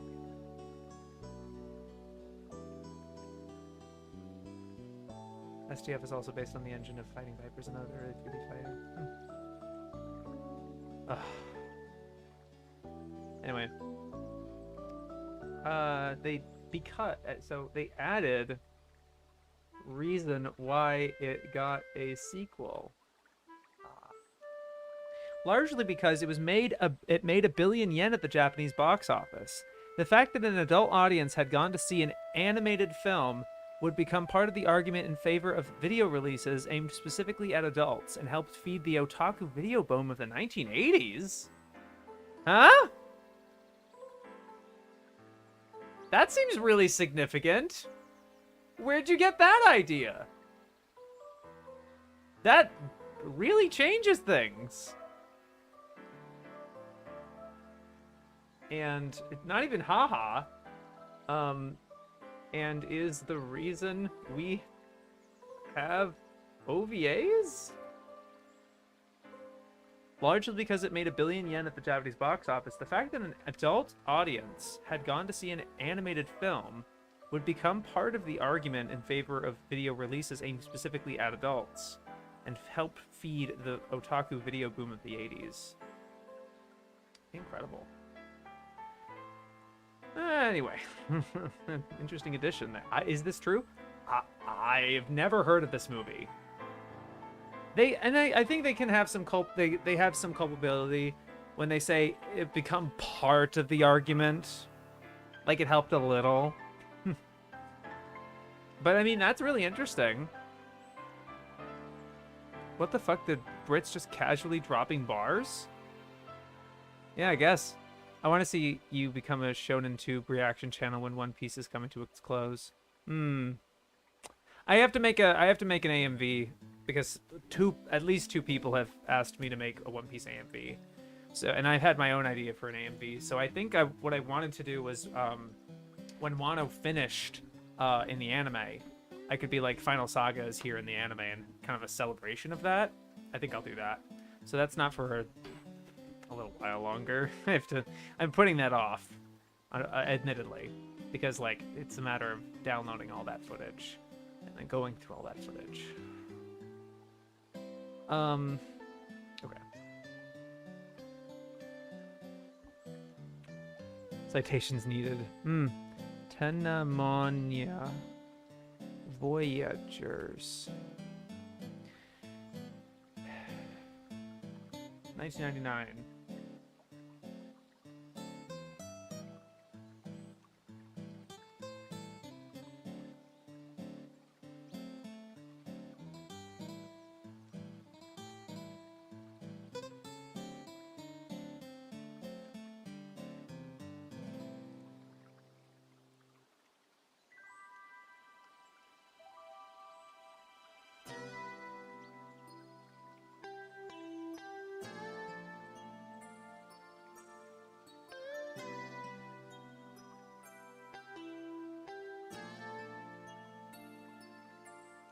Huh? What a weird comment. So begins a road movie setup that would make a perfect live-action film of the week, somewhat redundantly transformed into an anime space opera.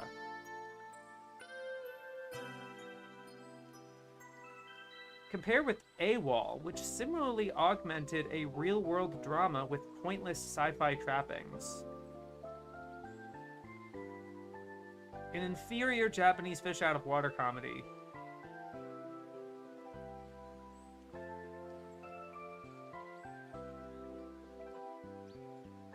Half-hearted visual gags.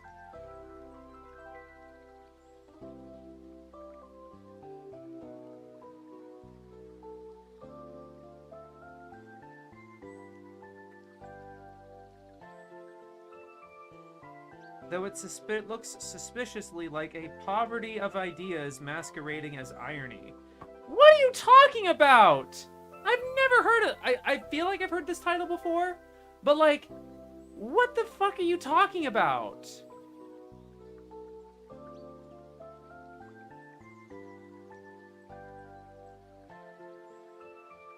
It looks suspiciously like a poverty of ideas masquerading as irony?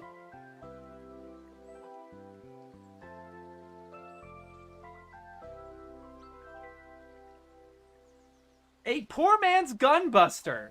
Jesus Christ. Occasionally some tongue-in-cheek observations in the style of a poor man's gunbuster.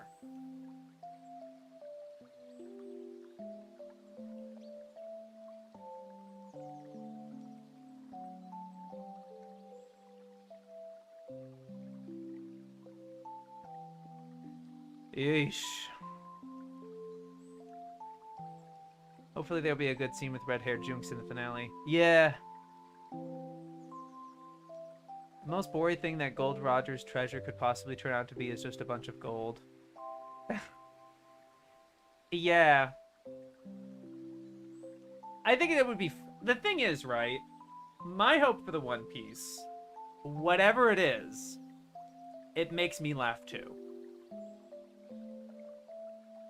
Because, like, there is literally nothing more goated than the closest hint that we have of what the One Piece is, of what he saw at Laugh Tale, is Roger laughing. And everyone on his crew laughing. That is so Kino. And so indicative of One Piece, right? So, like, whatever it is, I hope it's funny. And he's like, what a funny story. I hope so, too.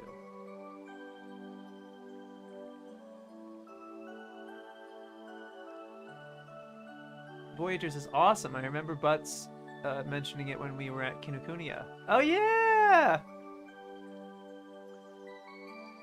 Japanese Wikipedia doesn't directly state that the movie inspired the OVA market, but it does say that it had a huge following. Isn't Tanemoya a Shimbo OVA? Poverty of ideas masquerading as irony like this book. I believe Trixie talked about this one in an old video. I know it sounded familiar. Oh, it's a Shimbo OVA. Sushio?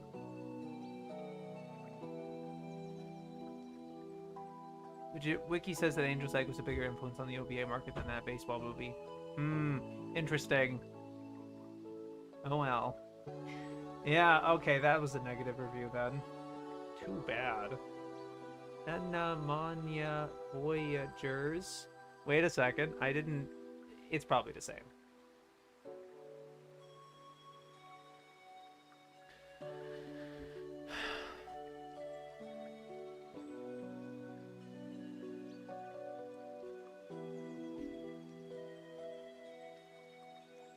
Pointless sci-fi wrappings. Inferior to El Hazard.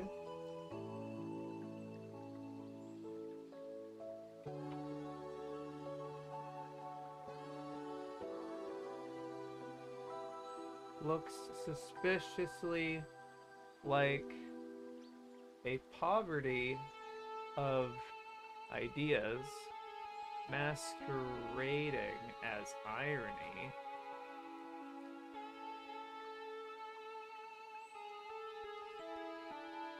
Tongue-in-cheek observations in the style of a poor man's gunbuster.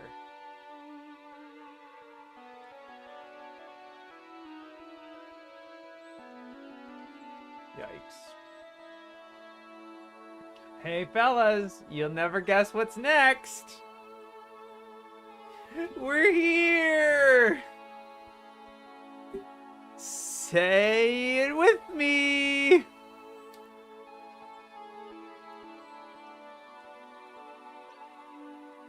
It's finally here. Watch them not go as hard. It seems every time that they mention a title elsewhere a lot, when they get to the actual one, they don't really go hard. They don't go nearly as hard. They really just kind of focus on like all the franchise shit, and they don't even give their opinion. I wonder if that will be the same here. That's right, Davis. It's good to see you. Okay. I'll read the first edition. And it's long. Oh my god. It takes an entire page. It takes an entire page. This whole page. this entire page is Tenchi Muyo. It goes over a full page because it has all that chunk too. Tenjo Tenge! Oh. That's funny. I hope it's a small plastic model of a treasure chest that's based on a real treasure chest. Gee, now me, you're getting all sweaty again. It could also, you know, the thing also, Dash, is that, like, what you just said reminded me of one of the first stories in One Piece. Like, one of the first islands they go to is this guy who's like, I found this incredible treasure and then got stuck and, like, I could never reach it. And then they go up and check the chest and it's empty. And he's like, yeah, that happens a lot. It's a lot of treasure that's there for some period of time, but then somebody found it and it won't be there anymore. So it will be very interesting to see if that happened with One Piece. Anyway, Tenchi Lamau. Tenchi Mayo. This and Urushiatsu are the only harem anime they care about. We'll see. Okay. I'm gonna go read this kind of chunk by chunk, so in case because I don't want to read the whole thing twice, and it'd be very long and annoying. Tenchi Masaki is a quiet, average teenager who lives in the family shrine with his father and grandfather, goes to school, and does nothing much. Until the day he accidentally releases a malevolent creature from the family shrine, compared to Ushio and Tora. So already they're comparing things to other things. Comparing it to other things. It transforms into a hot babe, space pirate Ryoko, and her hots are aimed at Tenchi. Then another alien babe, Jurai Princess Ayaka, arrives with her sweet little sister Sasami. She too fancies Tenchi, but she's got another reason for hating Ryoko. A past tragedy that robbed her of her intended husband. When ditzy space officer Mihoshi falls out of the skies into the Misaki household and pink-haired alien Professor Washu shows up, the scene is set for a romantic farce in which the girls fight for Tenchi's affections, while he fights off various galactic threats and gradually uncovers the truth about his family. There's also a mascot Cabot, cat/rabbit, the titular Ryooki, which likes carrots and will one day grow into a spaceship. Okay, let me read the third edition.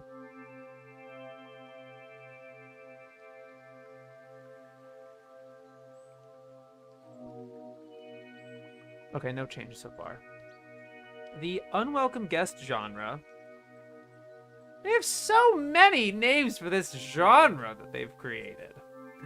I don't deny there's a lot of shows like this, but like, I feel like this is the first time they've called it the unwelcome guest genre, in which a hapless boy is saddled with a magical babe. Yeah, they definitely have brought this up. Even in this very reading, there was a show earlier they mentioned it with. Is a popular high concept in anime. It's a genre rich in mind-boggling situation comedies. Girlfriend as alien, Urusei Yatsura. Girlfriend as elfin nymphomaniac, Adventure Kid. Girlfriend as the Norse embodiment of the concept of being, Oh My Goddess. Girlfriend as time-traveling ghost of future dead wife, Kirara. They don't really mention Kirara that much. They did mention it. They have mentioned Oh My Goddess, Adventure Kid, and Urusei Yatsura a lot, but not Kirara. I want to see how many times they mention Kirara. Compared to the others, at least. 14. Which is still probably a lot compared to... Well, to be fair, 1, 2... Well...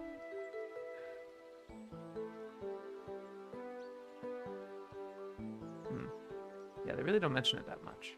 Compared to Adventure Kid. 15 results. For some reason, I thought it was a lot more than that. That's interesting. I feel like it would be a lot more than that. Oh well.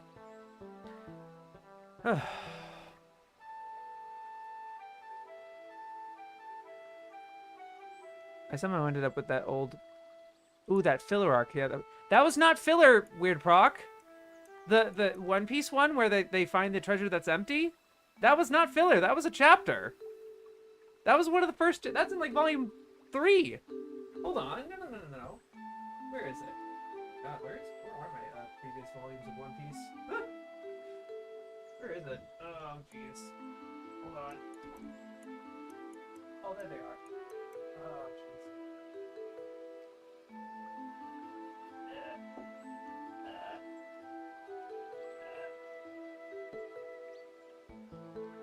Give it to me. Oh, fire, don't take it from me. Hold on. Volume. I want to say it's 3. Pistaru. Because then they fill it. They they fight Buggy, and it's after they fight Buggy, but before Syrup Island. Yeah. It's chapter 22.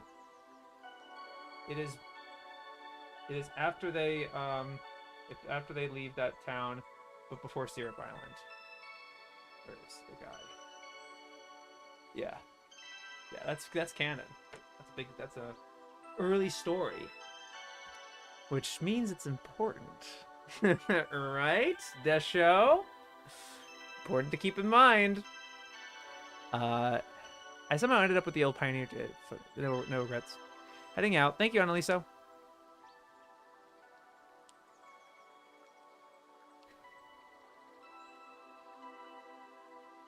The Bushhead guy? No, that's not filler.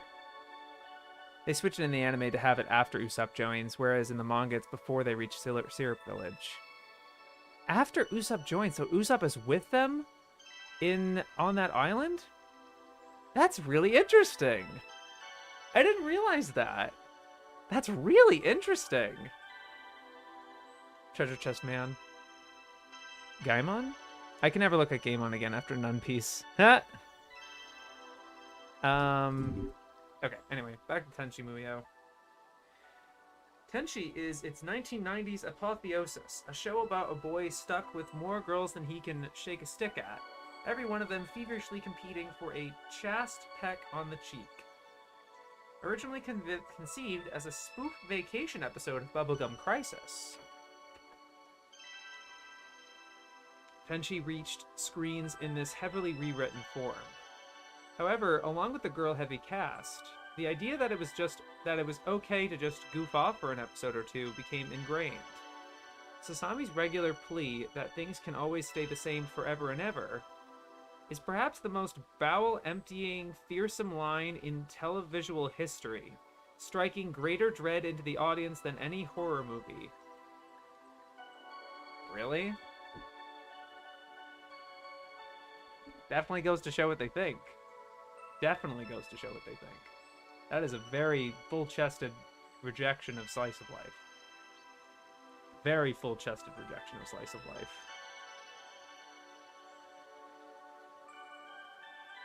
I'm putting these tags so I can actually like Control F and search through these things, because it was hard to find examples of certain things I was trying to do for the video. But this is a big one, actually. Sasami's regular plea that things stay the same forever and ever. I should include the goof off. That episode 2 to goof off becomes ingrained. The idea that it was okay to just goof off for an episode or 2 became ingrained. Sami's regular plea that things stay the same forever and ever is perhaps the most emptyingly fearsome line in televisual history. So hyperbolic. Striking greater dread into the audience than any horror movie.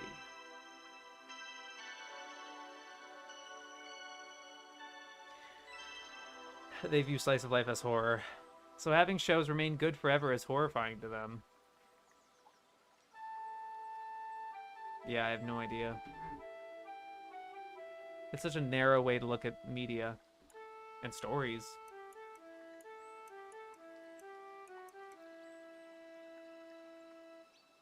Though the first video series of Tenchi was witty, funny, and charming, the premise was repeated ad nauseum by a creative team happy to simply coast along. Later incarnations of the series reorder a few plot elements into what some might call alternate universes, and others call lazy continuity. In hindsight, Tenchi has become regarded as one of the harbingers of the moe subgenre of anime. Yeah? Really? This feels like news to me.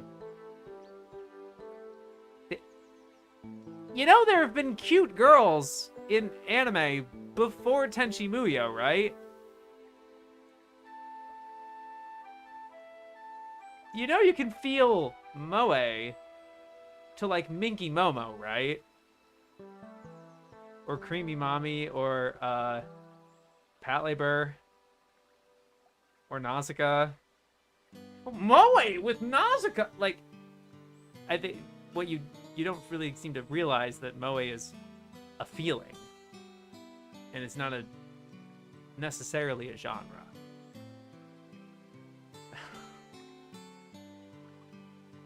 So strange.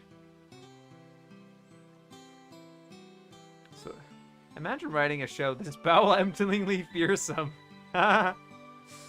It almost makes you think that they weren't part of a generation that grew up with family sitcoms. Yeah. Hakujad and his waifu bait. Was looking up Treasure Chest Guy, and he got a girlfriend in the manga? I don't think they showed her in the anime. I don't remember her. She's in Film Red, though. Neat.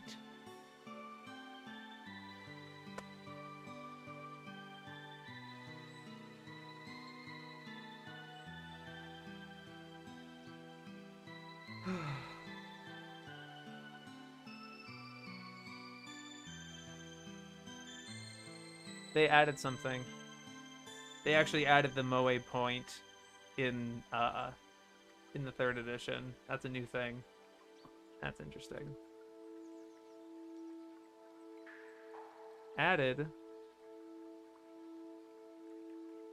In hindsight, Tenchi has become regarded as one of the harbingers of the moe subgenre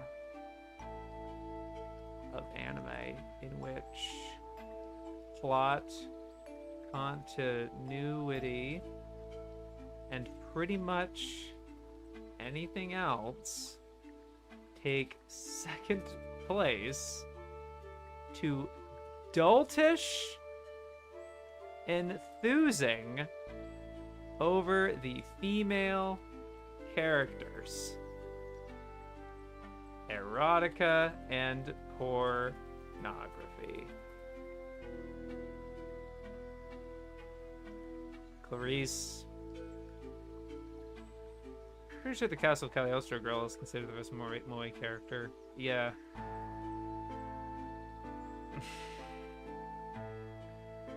They're thinking about moe in the context of these shows where there's no plot, there's no continuity, and anything else is second to doltish enthusing over the female characters.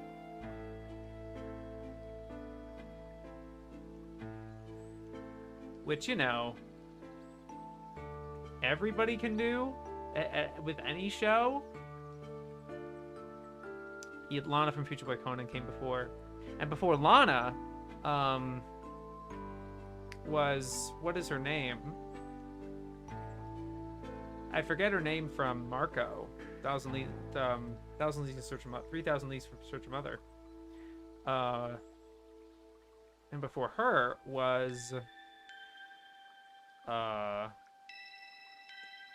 well, I guess you could argue that, like, kind of like it ended up diverging in two there, because Nausicaa is not necessarily the same pipeline as Lana and Clarice, because Clarice has a connection to Nausicaa, right? Because she's the same. I'm pretty sure she's the same VA who voices Nausicaa. There is a connection with those characters, but there is a divergence. Whereas the more chaste and they're all kind characters, but Lana doesn't necessarily kick any ass, and Clarice doesn't either. The character from 3000 Leagues Search of Mother has, I think, more. She definitely is very different from any of those. I don't necessarily think she fits in the same archetype, but she does have the same vibe. I feel like she is still part of that group, that lineage. That was the video I wanted to make that Iniku made me think about. Where, like, the Ghibli girl. And before that was like Animal Treasure Island. Hilda from Horace. Yep. Heidi, of course. It's hard to say that about Heidi, though, because Heidi is not an original character from them. Though I guess, to be fair, Conan, like Lana, I don't know if Lana is I'm not familiar with the source material for Future Boy Conan. I know it's based on a book, but I don't know if Lana is a character in that story. So I don't know how original she is. And I assume the character, I forget her name, in 3000 Leagues, is original to that chapter of Heart that 3000 Leagues adapts. Slice of life anime existed way before Moe. Yeah, no, I agree. Rie, Makita, and Lupin Part 1, Tomboy. Interesting, yeah. Grew up from Hakujaden. I haven't seen Hakujaden. But it's also not like a Miyazaki invention, right? Miyazaki / Takahata involvement. Basically, Moe's always existed. Right. It's just been codified, or like, I will argue that, yeah, this particular kind of show where it's a bunch of girls doing something is not necessarily something you can find in the 70s or 60s. The most you have is Sally the Witch and maybe some other girl-led shows, but not too many in that regard. Hilda's a cool character. I just watched Horrors a few days ago for the first time. She was the most interesting character in that. Okay. The Pioneer Corporation, searching for an easily repeatable franchise to rival Sunrise's Brave Saga or Tatsunoko's Time Bokan, hyped Tenchi to insane extremes, and someone eventually believed it. The series clambered onto TV screens with the new-look Tenchi universe. Ryoko crashes on Earth while being pursued by Mihoshi, see the subtle difference, which moves the action into space for its second season.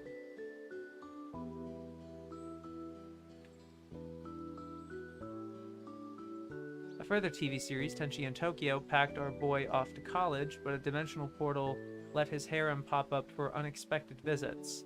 At the time of its US release, Pioneer's blurb proclaimed it was, quote, the same old Tenchi, which was at least honest. The series proper, quote, ended with 3 expensive movies, beginning with Tenchi Muyo in Love, which paid out for music from Babylon 5 composer Christopher Frank. Shamelessly ripping off Back to the Future, Tenchi must travel back in time to unite his courting parents. Despite high production values and an involving plot, the movie is let down by the series' vastly overpopulated cast. The number of characters demanding a scene to steal often makes it resemble crowded game-based anime like Street Fighter 2. So I'll give an opinion on Tenchi. Let me see if they really gave an opinion on the OVA. They kind of armchair it, but they didn't really give an opinion on it.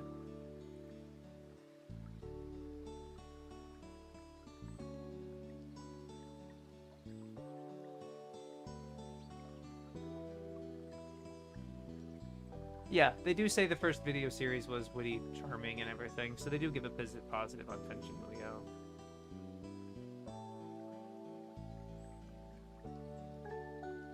Witty, funny, and charming. And then I think they give it a negative for the Tenchi in love.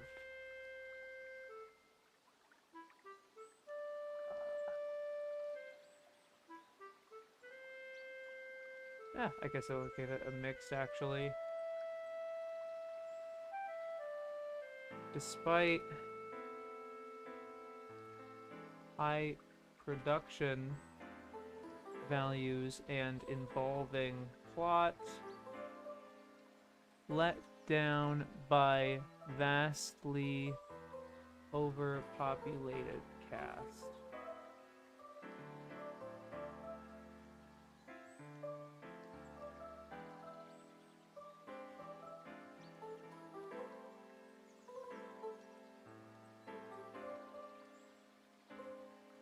Say the second movie just says half-heartedly inverts the previous plot, but I'm not really gonna dig into that.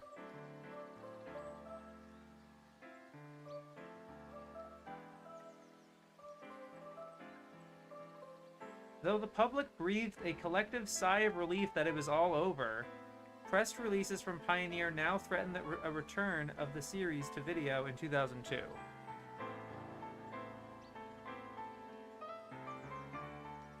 Yeah, because they cut that line from the third edition because GXP came out in 2002.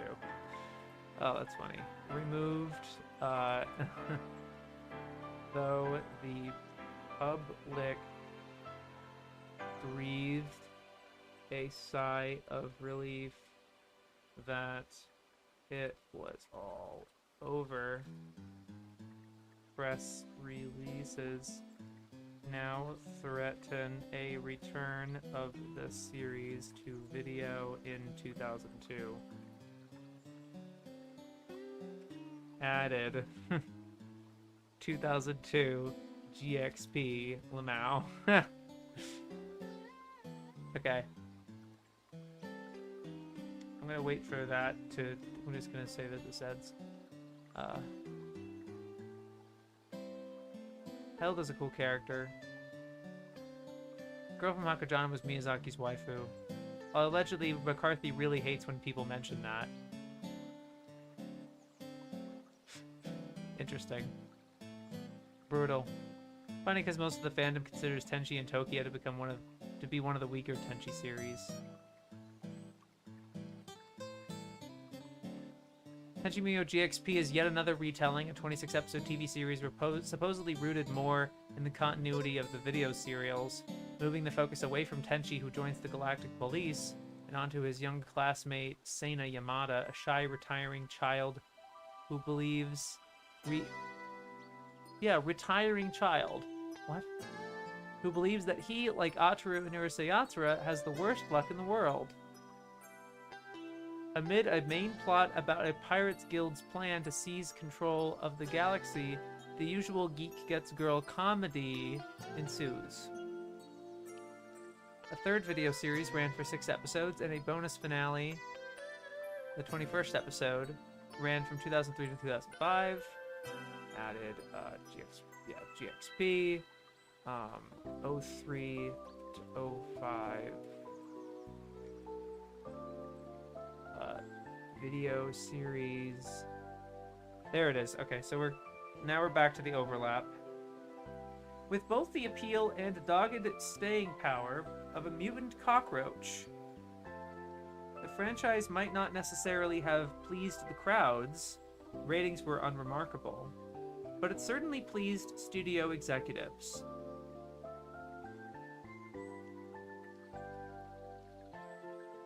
In a time of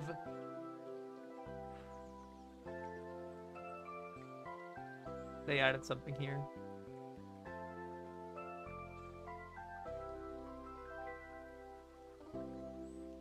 In a time of refocused expectations that favored a small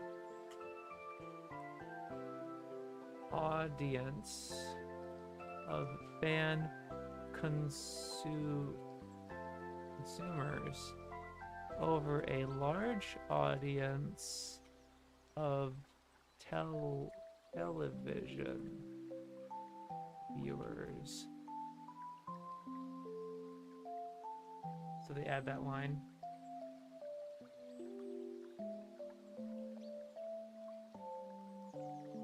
Tenchi was a fertile breeding ground for other shows during the 1990s, most notably the superior El Hazard, which was made by board staffers Hayashi and Tsukimura, and the pornographic pastiches Spaceship Aga Router and Masquerade.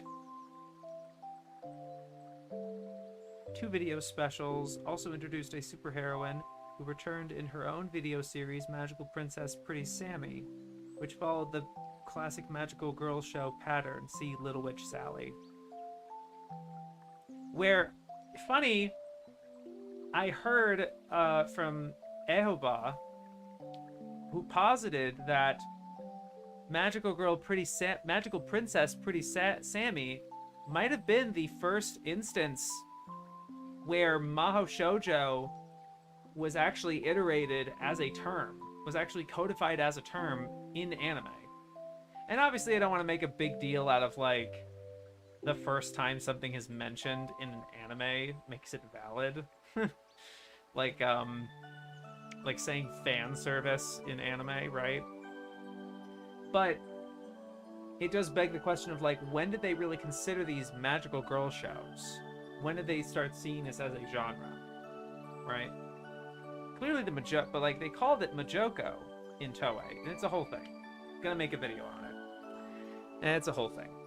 But it's annoying, of obvious, tiresomely annoying that they just bring up Little Witch Sally when I do not think Magical Princess Pretty Sammy has anything to do with what Sally the Witch was doing.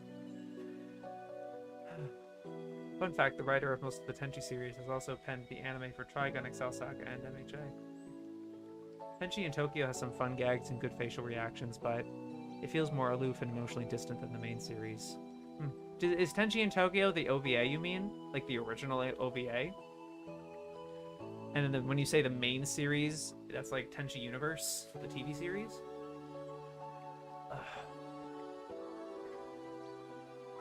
And predictably ran a string of subplots about the grown-up girls competing for first place in Tenchi's affections.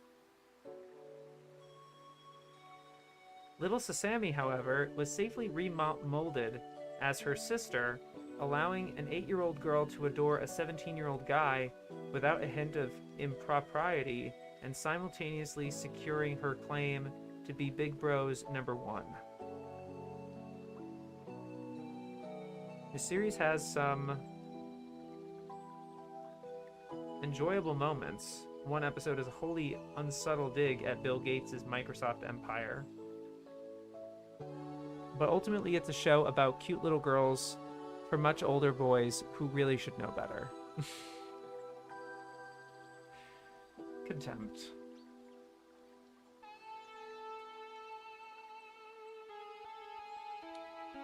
Magical Princess Pretty Sammy.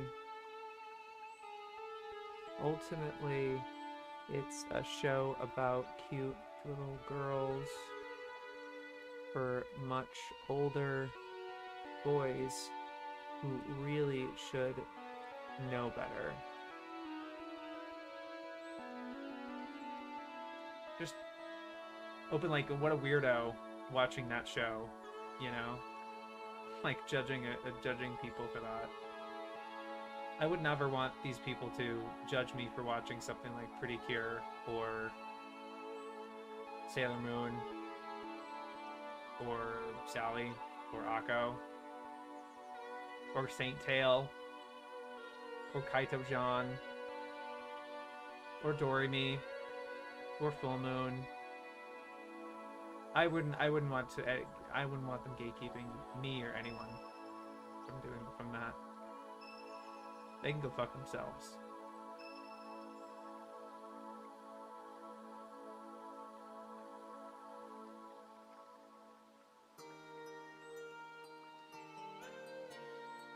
I'm gonna make sure I put that with Magical Girls.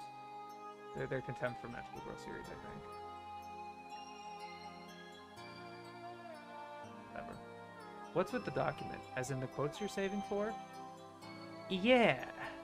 I've been writing all of my findings, Hunebure, so that I can make the big video at the end that goes through the whole thing.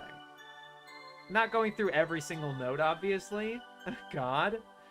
Good God. Oh my God. No. But like synthesizing the idea is that this stream series goes through all of it, but the video is like the crown jewel. And then if you want more detail, if you want more embellishment on anything, there's an entire series for you to check out, is the idea. Dude, I feel like these people would judge me for liking Dragon Ball. Oh, I would be judged to hell and back with the shit I like. Yeah.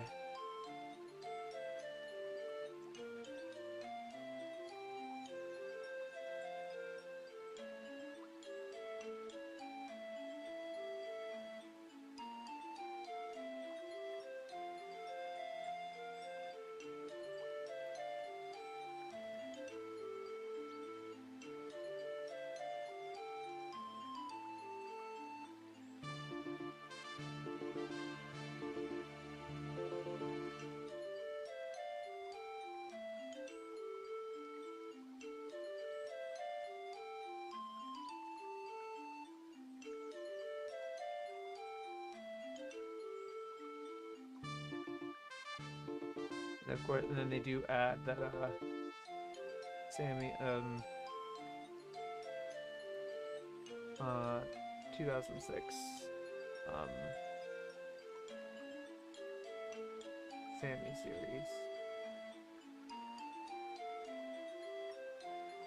Yeah, so Magic Princess Pretty Sammy is what they were referring to, but then they're talking about Magical Girl Pretty Sammy, which was very inexplicably not about Tenchi at all. Like, it sidelines all those other characters. And then they mention, marketed in Japan for the little girl audience, the series received inexplicably high ratings in Nagoya, but has proved unpopular with Western Tenchi fans. Perhaps because it abandons most of the series' established tropes in favor of those standard magical girl shows.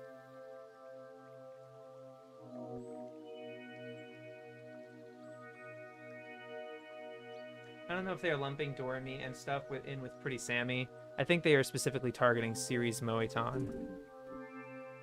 No, I was just making a general, kind of like, their point could be expanded onto like Magical Girl series in general. Oh, sounds interesting. The few times I've jumped into the streams, you've seemed to be in pain.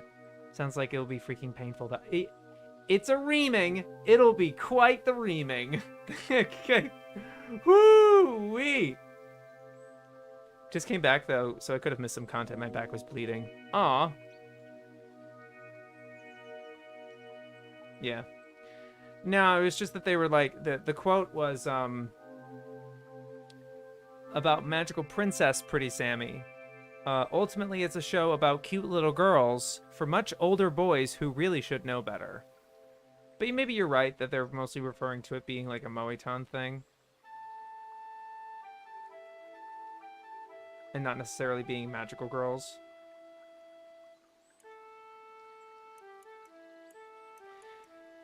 Yeah. I hope you're okay with the back bleeding. Jeez. Alright, that's their Tenchi article. Okay. I think this is a new article. There's Tengri the Boy of the Steppes. That actually sounds familiar, though. Let me look in the back.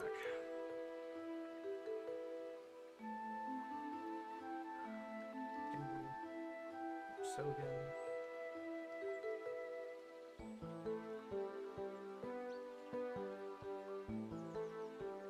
Oh.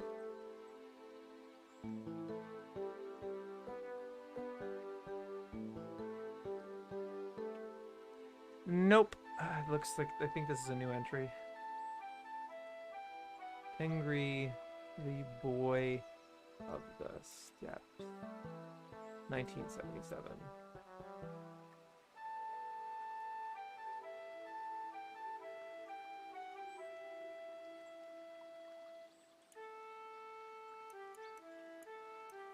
Yeah, I think they were targeting more otaku-centric magical girls with that. Sure, that's fair. But like they did say about Magical Princess Sammy, which followed the classic magical girl show pattern. See Little Witch Sally. So that's what made that connection to me.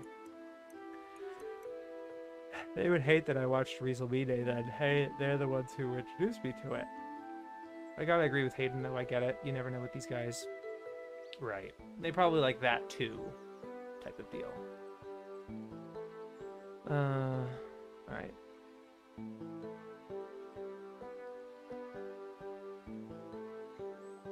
Like, do you really expect them to be as open-minded as to be like, hey, can guys that are like, 20 or 30, can they watch magical girl shows, like the classic ones that are made for little girls? If you knew a person who was watching them, what would you think of them? Do you really think that they would be thinking like, oh yeah, that's totally fine. I hear those are great shows. Yeah, I hear great things about Doremi. Yeah, I hear great things about Full Moon and all these shows. Do you really think they would say that? Or do you think they would raise an eyebrow and be like, well, a little unusual, don't you think? Maybe they should be watching shows that are of their age.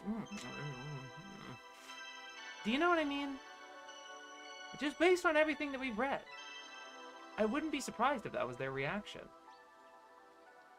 And that sucks. That sucks.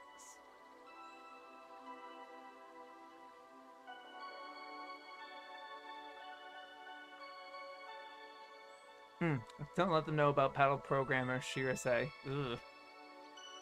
I must have hit my back on something because I've been in pain for like a week now. It's not too bad though, I can sleep just fine. Dang. Probably get it checked by a chiropractor or something. They would be open to it, 20 or 30 old, but if you're 40, you're sick, get some help. What's the line, Funebure?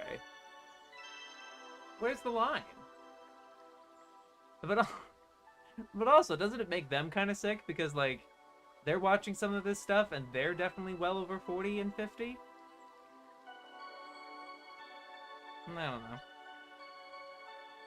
Of their age. You mean all those copy-paste nighttime dramas on local TV? Need more Shoujo Magical Girl Blu-rays. I'll look for an opportunity to buy Saint Tail soon. I just did. Because I started watching it, so I was like, well, I should probably buy it. Okay.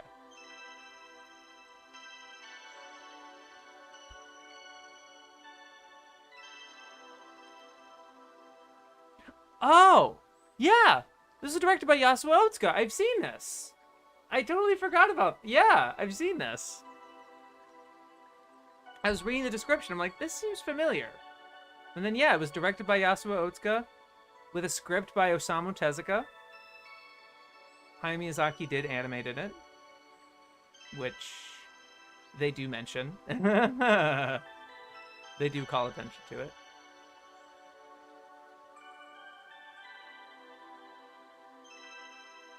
Fuck you. Right after they finished describing it, this trite and rather silly promotional cartoon for a dairy company occupies a prime place in the history of animes. Anime. They didn't say animes. Okay. Of anime as the only film directed but to completion by Yasuo Otsuka. It was reported supposedly the cause of his decision never to go near the director's chair again, from the plot dashed off by Osamu Tezuka in mere minutes, to the gripes of the labor union that underestimated the time required to draw the great vistas, and then demanded overtime to meet the requirements, to the lackluster premiere, where everyone sat glumly through the film and shrugged that it was fit for the purpose. Tengri languished in obscurity thereafter, only screened at the Snowbrand Dairy to a generation of baffled schoolchildren, before Otsuka mentioned the film in his autobiography and casually recalled that his layout assistant had been a young artist called Hayao Miyazaki. When the news had got back to the dairy, the film was released in a deluxe DVD that somehow stretched the running time to over an hour, presumably with a making of or perhaps some recipes for cheese. Okay, I need to show you guys this fucking thing. This was really good. I actually really liked it. And obviously I'm in the mindset of like, oh, Otsuka directed this, and oh, Miyazaki's a part of this, and you can tell, it's not hard to think that. Tengri, where is it? Is it not going to show up in, No, it's not going to show up in Sakagoboru. Okay. Hold on. What's the Japanese name for it? Sogen, no. Ko, Tengri. Yep. It's clips. Yeah, the only way I was able to watch it was with like, not a great, there used to be a better rip of it online, or I remember having to like watch it with this VOD with the subs, and then a different VOD had it, but hold on, but it was in better quality, but without any subs. I think maybe it was because I looked it up in Japanese, maybe? Hold on.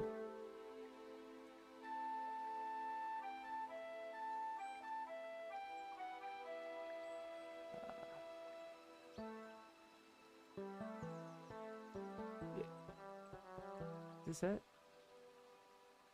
It's only 8 minutes long, that, no. Damn it.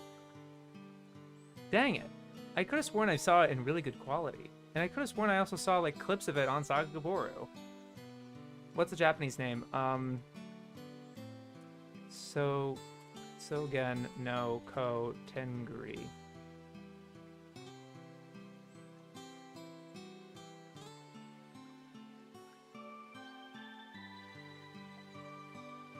I know I was scared to talk about liking Sailor Moon as a little boy in the 2000s. I don't know if they would have that kind of animosity towards guys watching the average magical girl show for little girls. Sounds a bit cynical to me. Yeah, maybe. Maybe I am. Maybe I'm being cynical. I don't know. This book is really infecting me with that.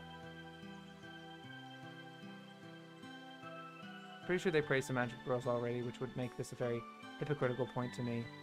Yes. But, like, you can still have praise for a title in a genre and then still have contempt for most of the rest of the genre. They've done that. I've been compiling their quotes about magical girl anime of, like, it's the same rote, whatever. They say it about a ton of these other shows. Just because they're just like, this one's not bad.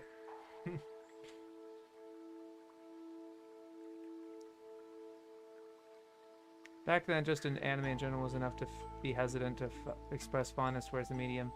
Even more if you like the stuff. Pretty sure most of the cartoons I grew up when were just 30-minute toy ads.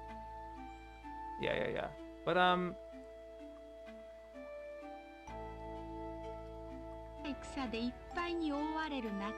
there's a really good opening scene here.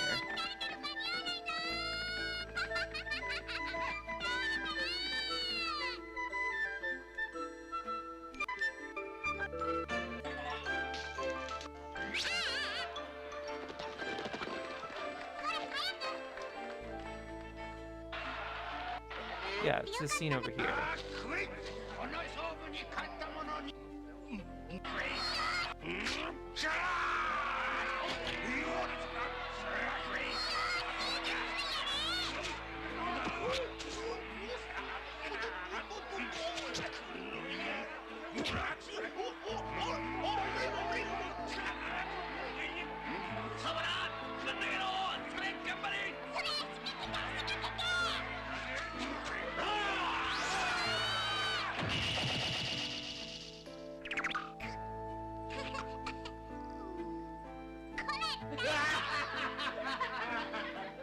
I don't think it's that bad.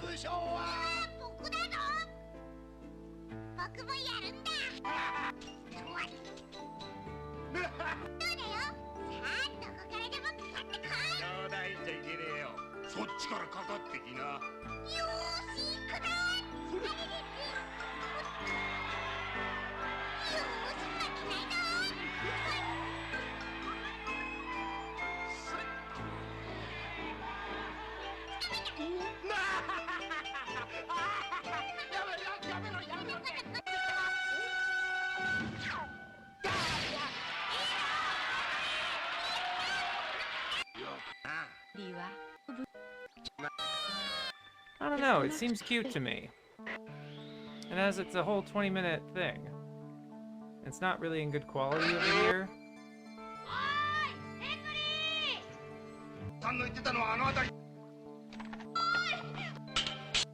Got some good action to it.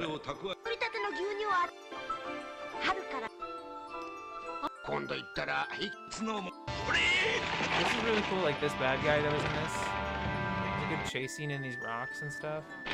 I don't know, I just really enjoyed it.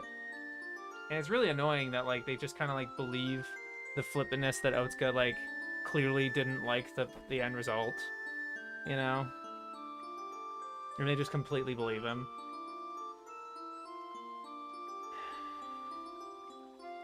They can even like a show but still have contempt for the audience. I mean, a lot of Magical Girl fans have animosity towards Madoka and other dark Magical Girl shows because they aren't like the ones they grew up on. It's showing contempt for a subsection of the genre that, to them, changed the culture. Yeah, no, for sure. But I can imagine there's some Magical Girl friends that felt that way about Sailor Moon, because it also changed the dynamic a lot, and you don't really see shows like Sally or Akko anymore. ANN calls a boy the plains. Mongolia the tickling. Yeah, it's good. At least I enjoyed it. This is especially a curiosity, right? As the only Otsuka directed anime. But it's very clearly him with his designs and everything. And really well animated. It's a pretty good production. It's a shame that they kind of buy into this cynicism towards it.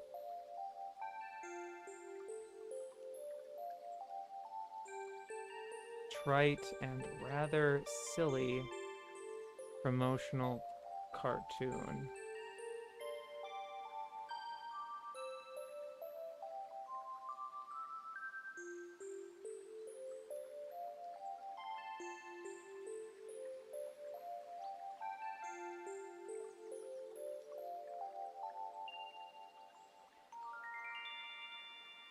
Japanese Magical Girl boomers must be on another level. Yeah. There are a lot of Dragon Ball fans who hate Z because it introduced the Saiyans. Sure. Or even just that it got so serious that as it was, right?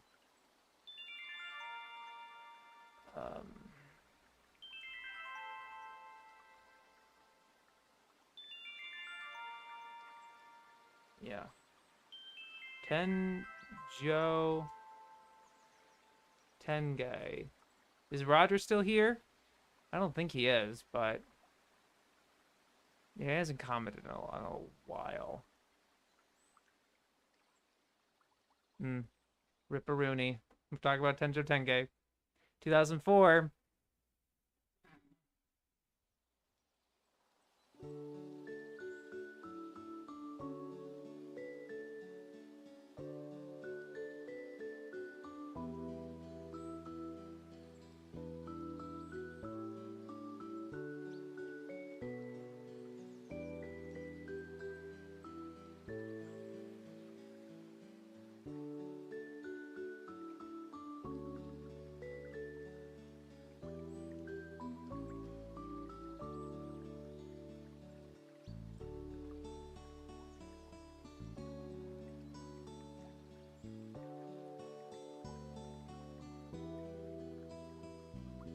Just compare to Boys Over Flowers or Utena. But don't come here for philosophy because you'll get eye candy instead. Tenge is all about defying the laws of physics and gravity with slam-bang fighting action and enormous breasts.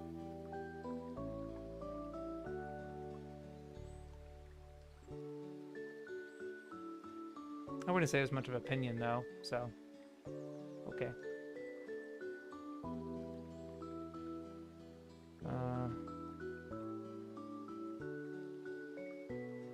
The British must hate DBZ because it made people put out Z as Z and not Z. Ha! I'm for OG. Feels like One Piece in terms of tone. Of course, I bet One Piece was inspired. Oh yeah. Undeniably. As was a lot of manga. Filtered by Tenjo Tenkei. That is funny. The description made me want to check it out, not gonna lie. I have heard of it before. But it sounded like there was a lot more going on than you'd expect. From what it looks like. So, that was cool.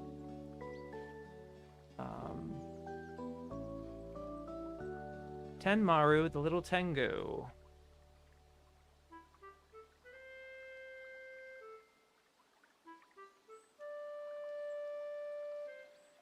Oda has outright said that. Mm-hmm. Alright, this was in the first edition, 1983.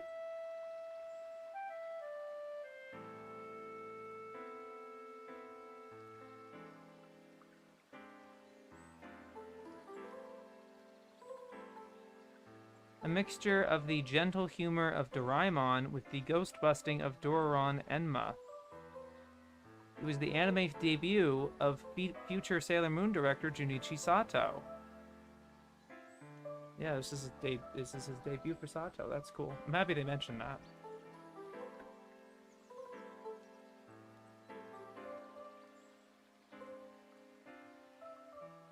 I mean, that's usually the case, but people see boob and assume it's slop. Yep. They pretty much kind of waved it off there because they were like, you know, don't expect anything philosophy. It's slam bang, fighting action, and enormous breasts. No change. What a title. Tentacle and Witches. 2011.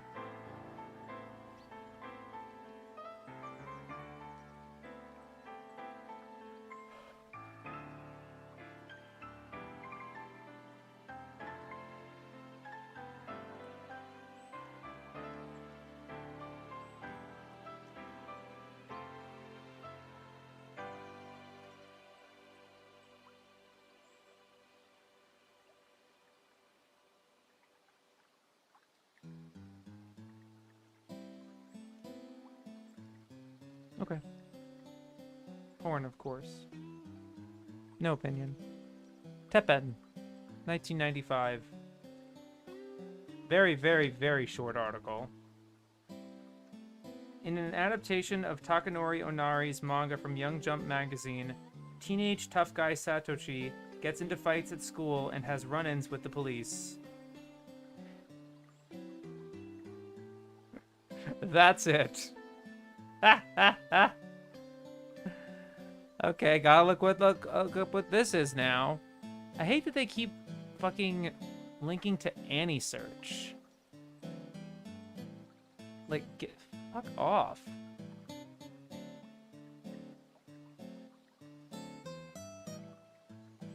That does not help. 1990, yeah, Teppen anime. There's an anime that came out very recently in 2022 that has hold on.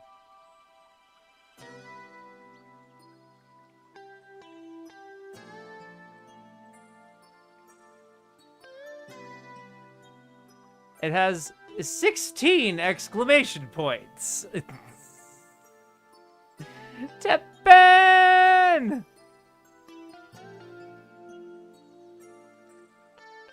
That's funny. But that's not what it's referring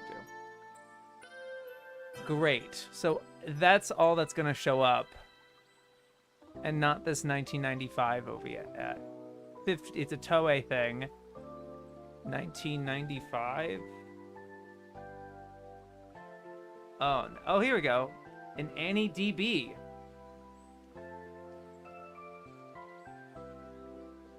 Okay. Yeah. Fun.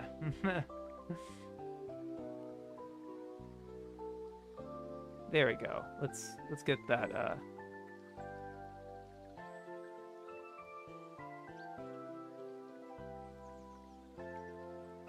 Okay. Yeah.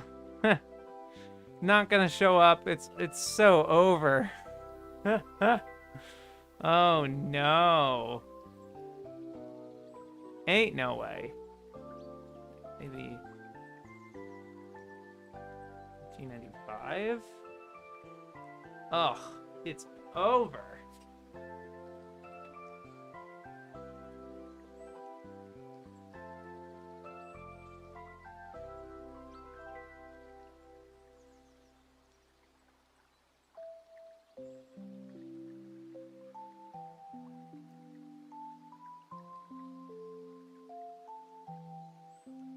Just reading the chat. Bruh, do not tell these guys about this show. They will lose their minds. Yeah. I remember that the show had to pull episode 2 from airing. The one with all the... There's a manga that has a couple exclamation points in the title, and the sequel is the same name, but with one more exclamation point, Wagnaria, I think. Yeah, working.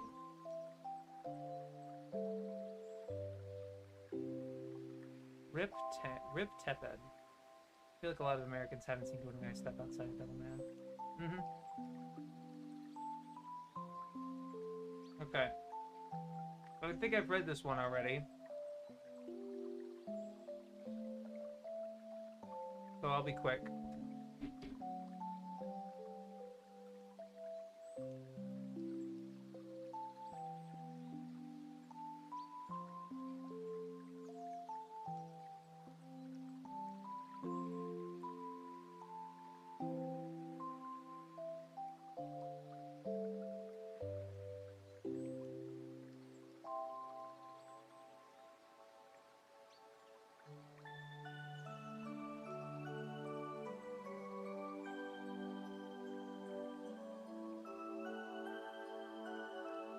Terror in Resonance looks back at the great conspiracy shows of the 1980s, from Megazone 23 to Akira.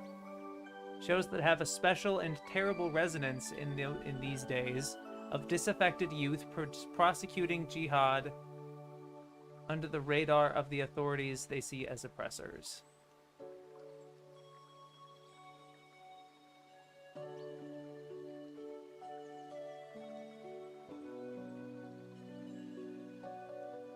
Carefully built and paced undercurrent of acknowledgement that nothing is simple and no one is entirely good or evil. Like Death Note, the show invites some sympathy for its self-consciously brilliant anti-heroes, and reinforces this by indicating that they have been horrifically abused. It nods to Akira again, and to the uncanny X-Men in its hints of government experiments on those with special abilities. Okay.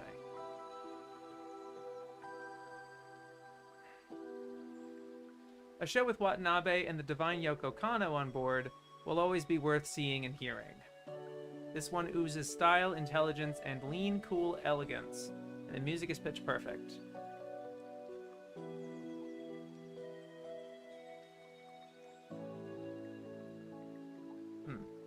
Yeah, they like it. Positive on Terror in Resonance.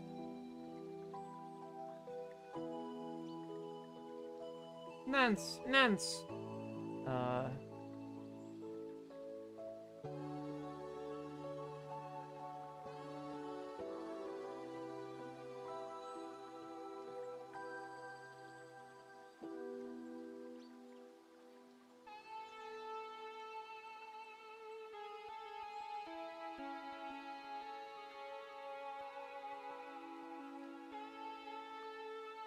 Yeah.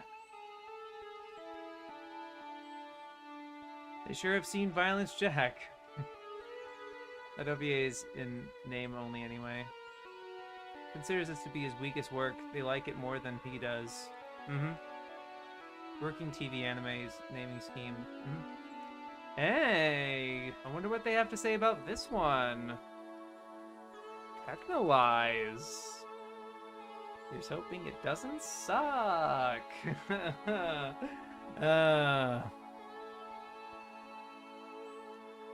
What am I going to it to? The Thumbelina. We're almost there. Centuries after mankind first burrowed underground to live in experimental cities, the descendants of the original colonists are fighting for control of the near-derelict city of Lukes. Orphan Ichisei is a prize fighter who gets involved with the corrupt promoter and literally loses an arm and a leg. He becomes the guinea pig of a female scientist working on the Technolize project and receives new limbs and enhanced fighting powers.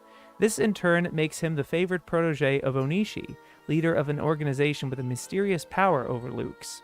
Girl prophet Ron offers him the chance to find out who he really is and what his destiny holds. Created by Yoshitoshi Abe. I didn't think it was. Hold on. No. Wait a minute. Really? I could have sworn this is like explicitly not created by him.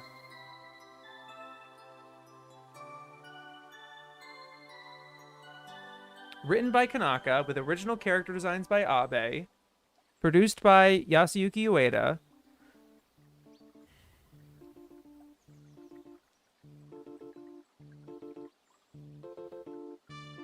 No, I don't think this was originally created by Abe. I always, of course I put it part of his, like, trilogy, right? But he didn't create this the way he did Nia Under 7. Created by the Lane director. I hope his new series is better. Yeah. When are they going to mention the pronunciation, spelling? I don't think so. Whose fascination for labyrinths and processes of evolution led to the modern anime classics Serial Experiments Lain and Hibine Renmei, this is a beautifully designed dystopia, although built on foundations set by many others. See RoboCop, Megazone 23, AD Police, and even the previous year's Tokyo Underground. Alright. Well, at least they liked it.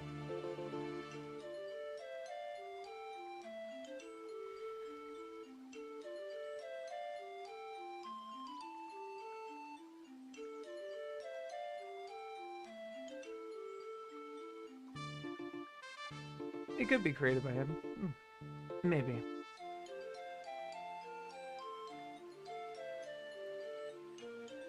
Tezuka Osamu. See RoboCop, really? I could kind of see it. Towards the finale, right? Certain things that happen in the finale. Ugh. I mean, Kanaka did write 80 Police OVA. Good point. It's interesting they didn't mention Kanaka in the article. They usually do. Tezuka graduated in medicine from Osaka University. I'm sorry I keep moving the camera back and forth. Although he was already writing manga in his teens and never practiced as a doctor. His pursuit of a medical education may have been a form of conscientious objection in wartime Japan. He's often termed the god of manga or father of manga. He is one of the giants of post-war Japanese comics, and the author of over 500 volumes of comics. Although his manga output need not concern us here, save in his youthful associations with other artists, dramatized in We're Manga Artists Tokyo Villa. He was able to be so prolific, at least in part, through his adoption of a production line system that institutionalized the practices already present in the comics industry of farming out different work to multiple assistants. Tezuka's ability to delegate not only set paradigms for other comics artists, but also encouraged him to diversify into animation with his company Mushi Production. Seeing TV as an opportunity to advertise his comics and vice versa, Tezuka helped create anime as we know it with his groundbreaking Astro Boy, Kinderbo the White Lion, and Princess Knight. His decision to undercharge for animation production, a failed attempt to head off competition by undercutting their prices, forever doomed the anime business to have a product that required external investment. This has been termed Tezuka's curse by some critics, and has left anime eternally beholden to advertising and sponsorship. And I do want to point out the, I want to move myself lower, but whatever. I do want to point out Mateo's Animetude's article on Mushi Pro, and how it's not exactly the kind of curse that they're describing. I think there's a lot more. It was a gamble. It was a little more complicated than that. How big is the Tezuka article? Big. Fairly big. You wrote the Parasite Dolls OVA. They mentioned Miyazaki if he took a shit in the same studio for a lot of series. I don't know. Yeah.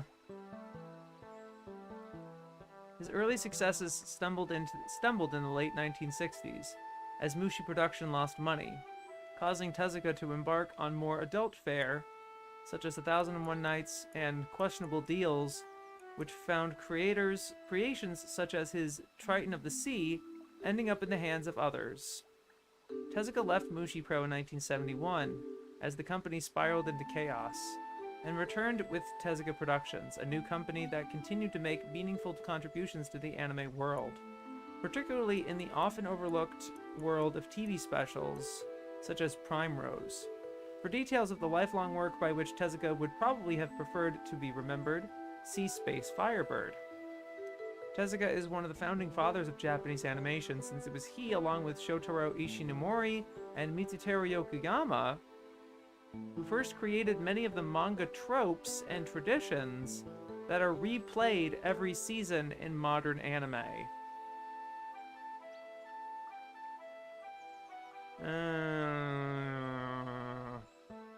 I feel like that statement dilutes Tezuka, Ishinomori, and Yokoyama's distinct voices, and also undervalues every modern, literally, like, every season in modern anime.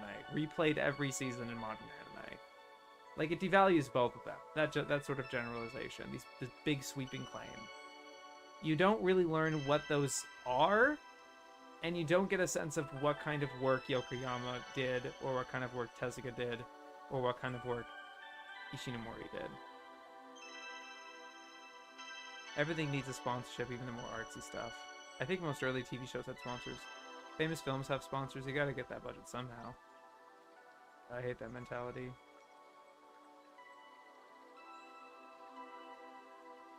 He grossly overspent on his early TV anime titles, but thereby ensured that his studio rounded up the most talented graduates of Toei's animation education program.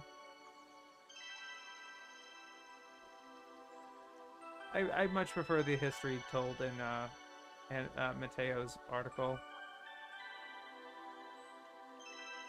And that his art style dominated the early days of the medium.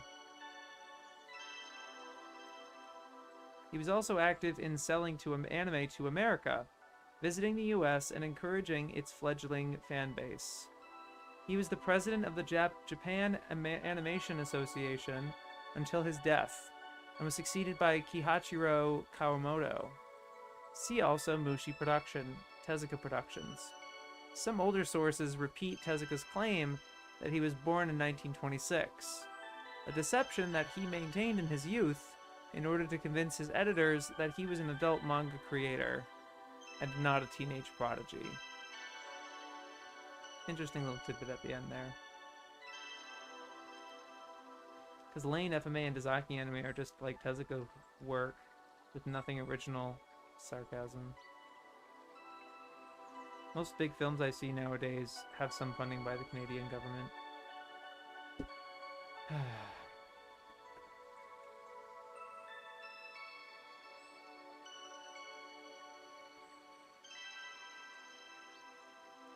After Tezuka Pro, founded by Osamu Tezuka in 1968 as a company to produce comics, Tezuka Pro was a separate entity, and therefore shielded from any liability when the anime company Mushi Production collapsed in the early 1970s. He was able to continue operating and diversified into anime production. The first anime, Marvelous Melmo, was released before Mushi was even officially closed.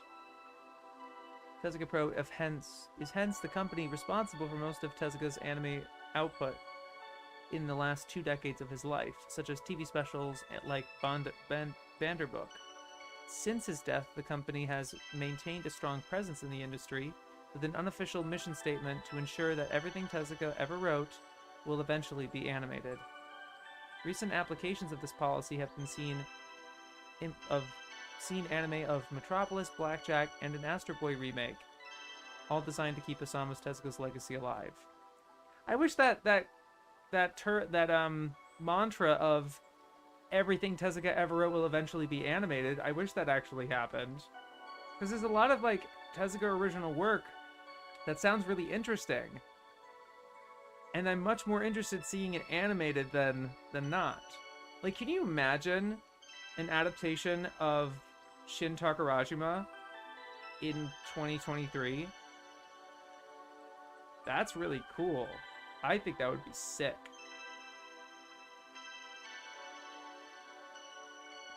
And it's one volume, so you could make that a movie. If you did like a really high-end Toei movie of Shin Takarajima, with like a high-profile, like maybe up-and-coming director or something, banger, banger. You know, like that just seems obvious, dude. This is really fantasy. This is like really like headcanon-y.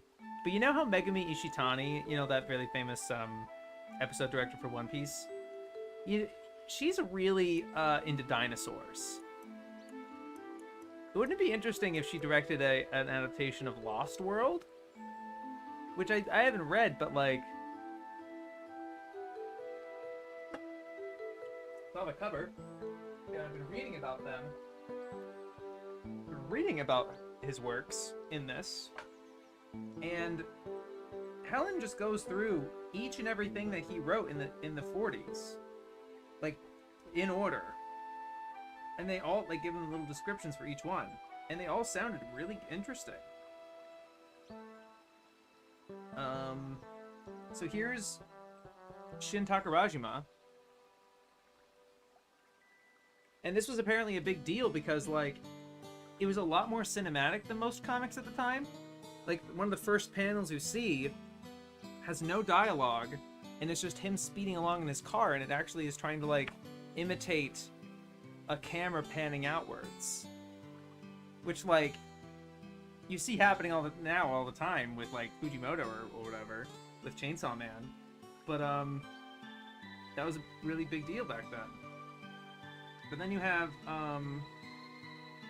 yeah. Lost World. Let me just put this right in front of the camera. Mic is in the way. Look at that. You got like Megumi Ishitani on that shit? That'd be really interesting, right? I don't know. It doesn't feel like to me that they're serious about everything about his stuff getting animated, because it's only just like, you know, Astro Boy again or another Kimba or another Blackjack or a prequel to Blackjack, and you know, etc., etc. But some of his original stuff, like his really old stuff, I think would be really interesting. I'm gonna catch up on chat. Sometimes I feel these people barely like anything that isn't made by Tezuka. Yeah. I want to go to Tezuka Museum sometime. Tezuka really hated Alabaster. Doubt that's ever getting an anime. Wonder 3. I think the concept is awesome. I would love if MW got an anime just so monster fans can see where the author got most of his ideas from. I haven't read it. That sounds cool. What book is that Tezuka book? The book is called The Art of Osamu Tezuka. You look up Helen McCarthy, Osamu Tezuka, that's the book. The book that she wrote. Shin Takarajima would be hard to adapt since you have to get the owners of the novel interested. Really? I didn't know it was based on a different novel. I guess it has weird different rights or something. Maybe that's the reason, I guess, but... Oh. Okay. That'll do nicely. 1991.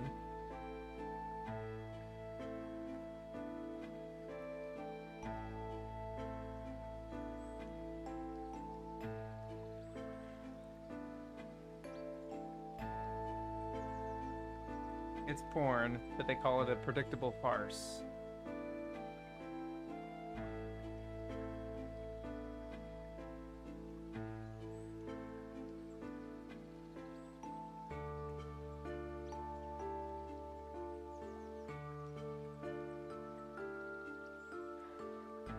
There was a Tezuka Treasure Island TV special in the 60s. It was supposedly not based on his manga. I think that was its own thing.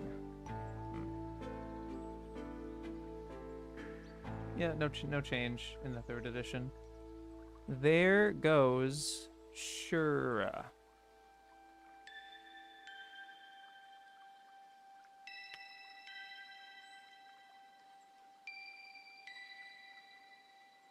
They do kind of spoil it.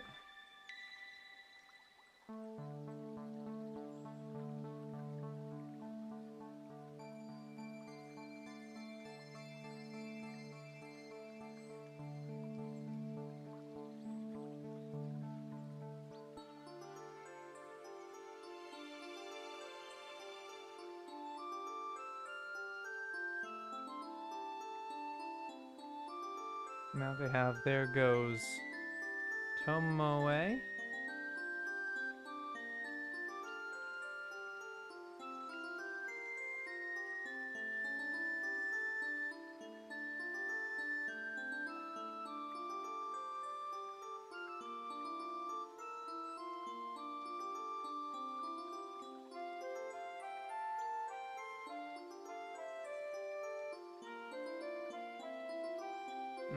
That's fair. Thermai Romai from 2012.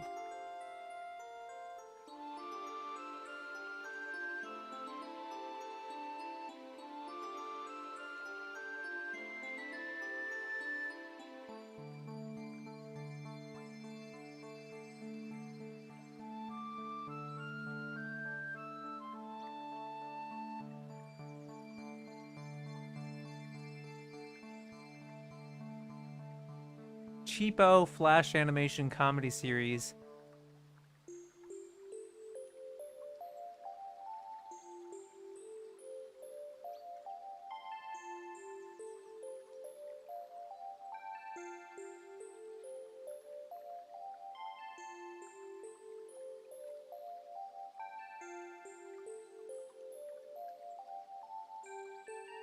I call it dismissive.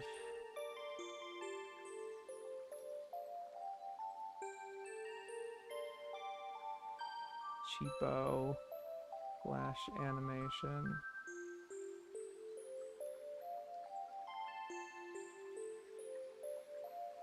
They are my noble masters from 2008.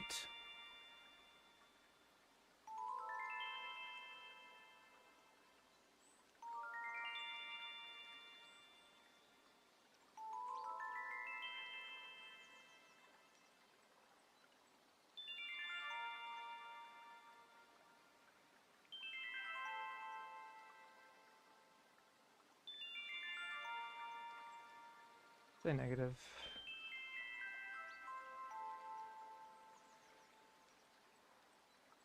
Focusing more on cliched, softcore fan service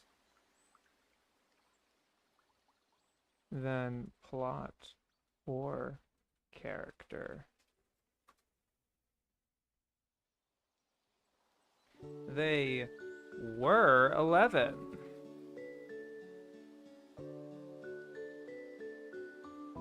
They could adapt Shin Takarajima if they removed all the explicit Treasure Island elements. Isn't Treasure Island public domain?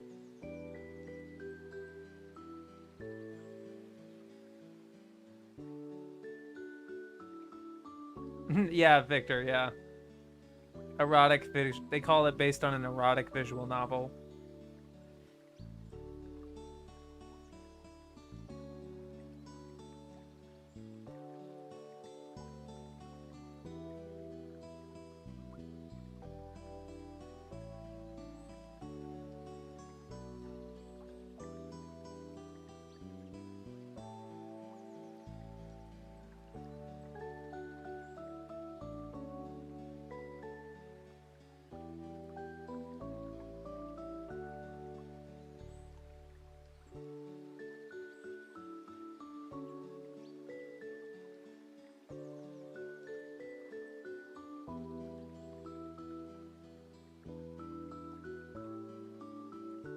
Delicate but powerful, a miniature gem.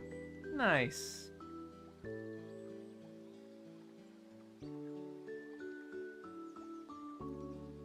Very curt endorsement. I like that.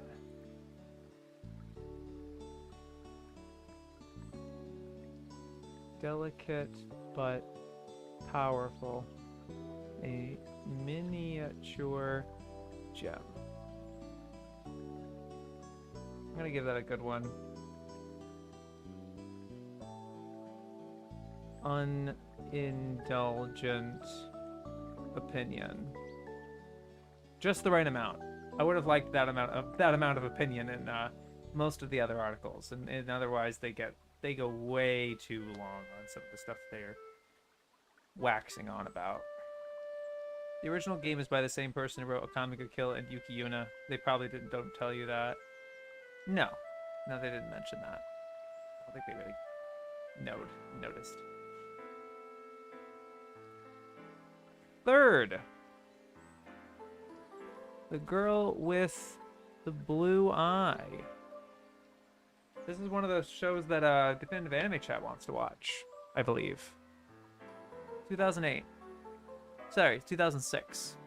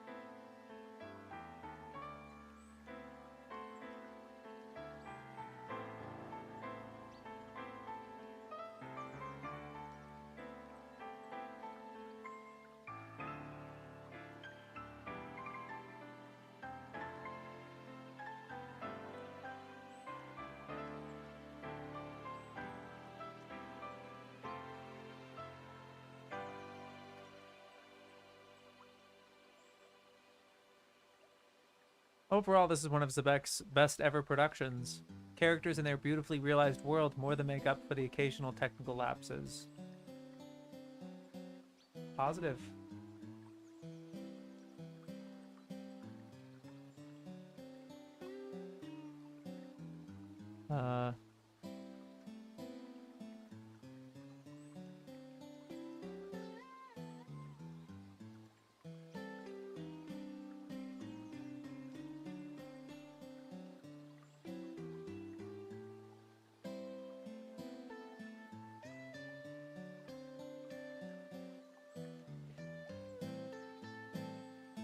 Definitely put it on my radar. Just reading the synopsis of it, and then seeing what clips I have seen in Definitive Anime Chat for sure. I think I'll go and vote on that actually. Just a second.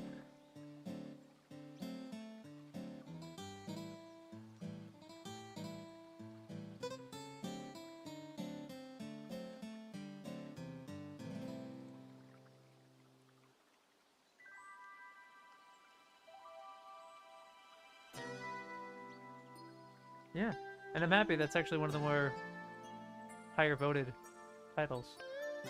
Actually, it's pretty mid-tier. Whatever. Okay.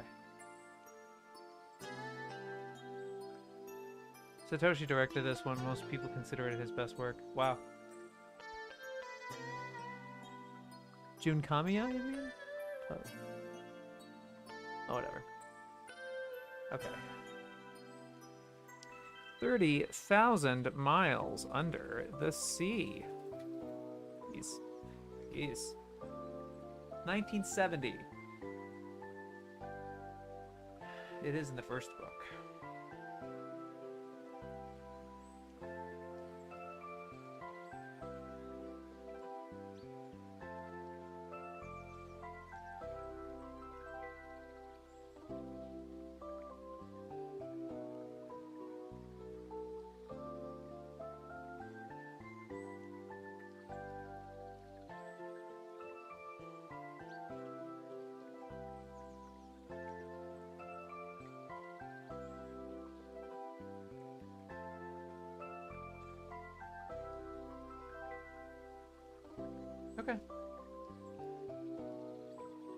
A little nice little insight of this was the fourth Toei adaptation of an Ishinomori story, and then there was, you know, they mentioned some other stuff from him, and then the director would go on to direct another Kids Save the World.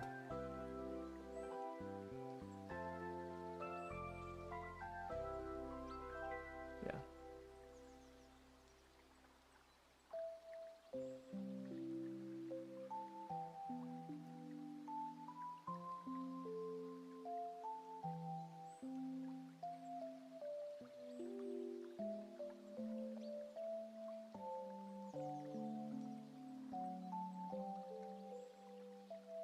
There we go. Yeah. 2011.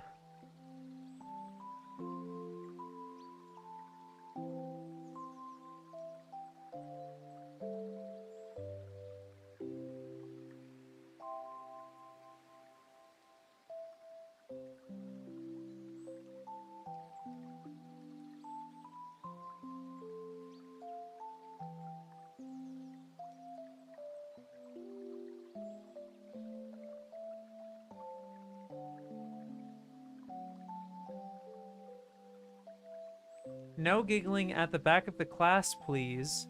This isn't porn, it's educational. Or at least that's the intention.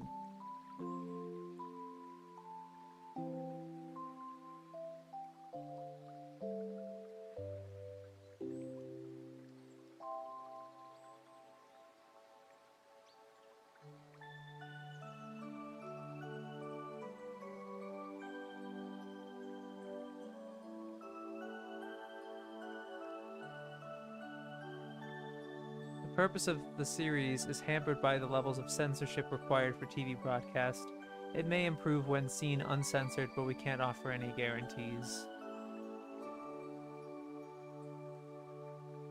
I don't think they could give an opinion too much, really.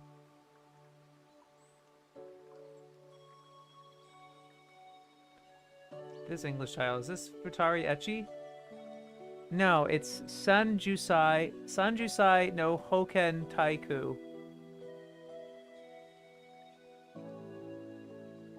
Yeah. Sanjusai no Token Taiku.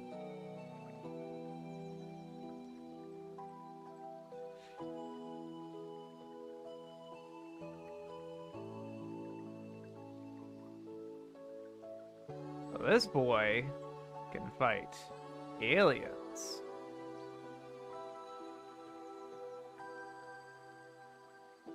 (2011).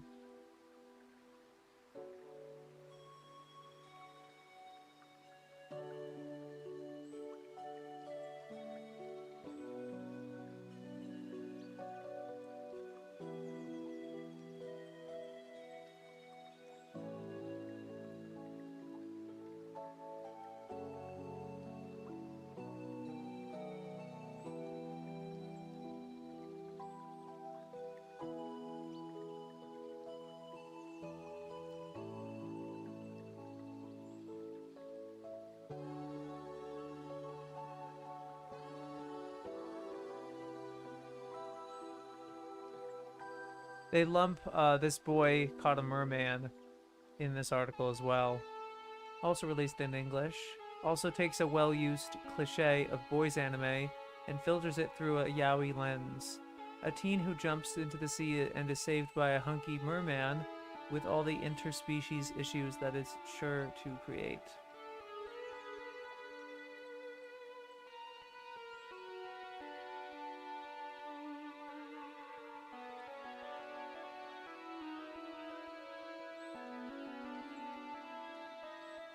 I would say this actually gives an opinion, actually. I think this sounds like a positive opinion.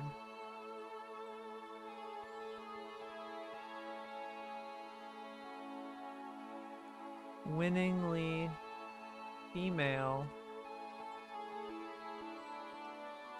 stance on the posturings of sci-fi anime made for boys. Nice title. Oh, I've seen this one. It's short and kind of fun. Has a song by a really cool singer. Nice. Okay. this ugly yet beautiful world. Yeah.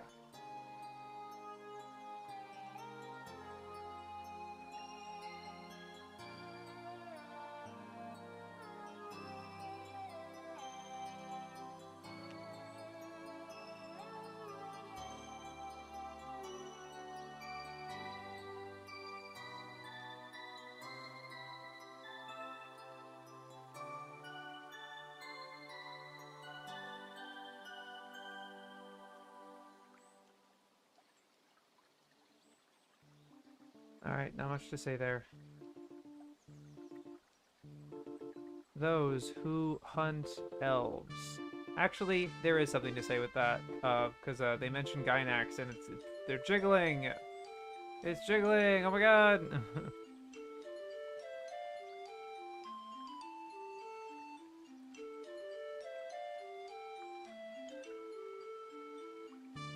Often seem to achieve this by jiggling. The true hallmark of a Gynax anime.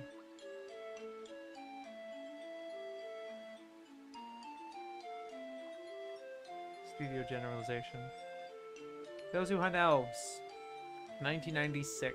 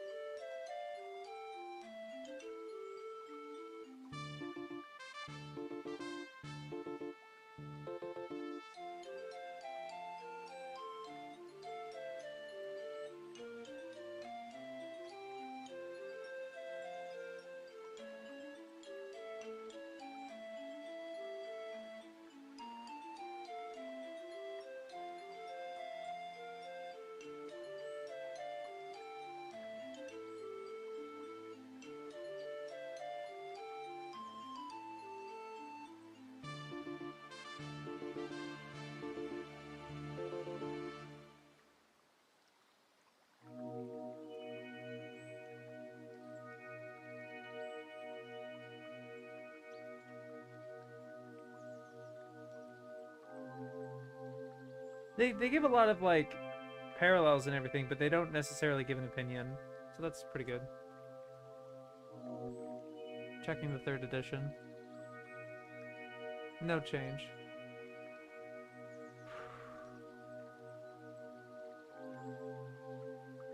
Thousand and One Nights, Senichi Monogatari, 1969. Except it's not here. I think they put it as Arabian Nights in this 1st edition. And I already read that. Yeah, I actually have something highlighted there. Yeah, I've read this already. Moving on. Three Musketeers. 1987.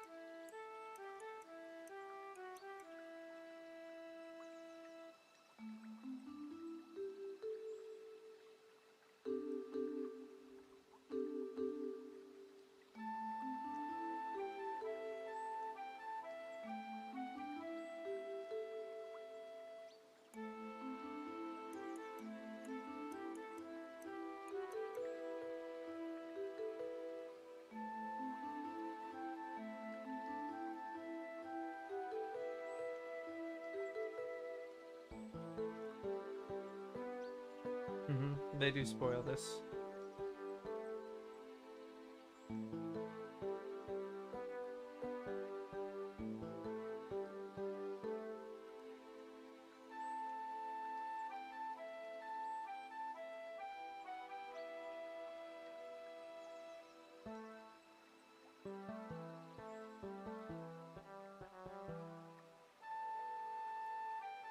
They do spoil the anime specifically.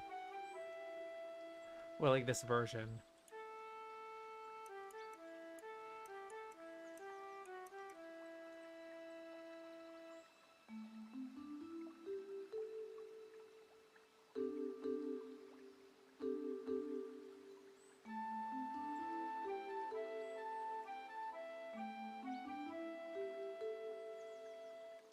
They don't necessarily spoil Three Musketeers, they actually spoil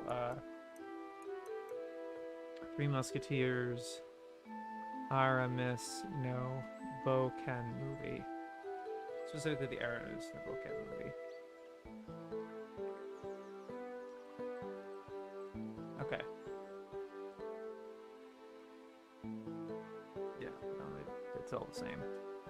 3x3 eyes.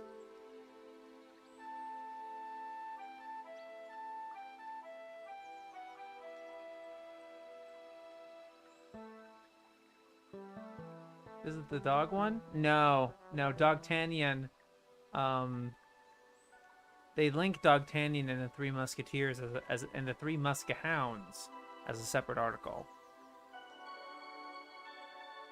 But this is the one that's on Retro Crush, I think. I think Retro Crush has the Three Musketeers, Anime Sanjushi.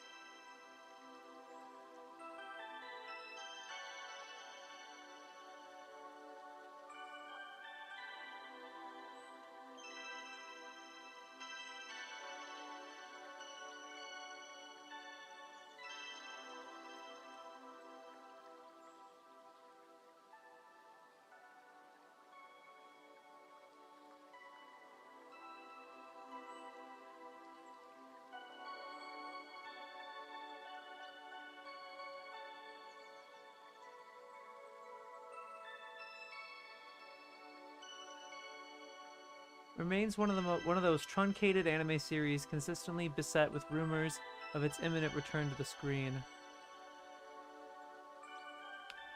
They do say most dramatically interesting spin-off.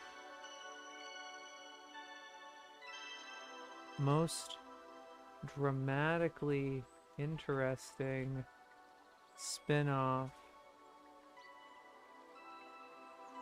from Cream Lemon's schizophrenic Lolita concept and is mercifully asexual.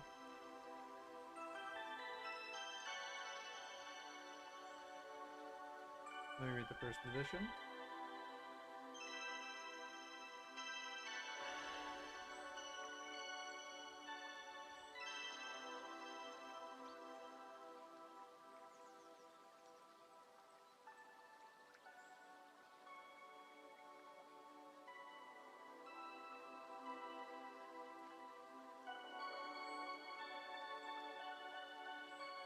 Yep, no change.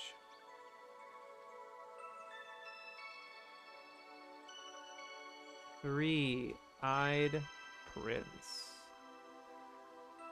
1985.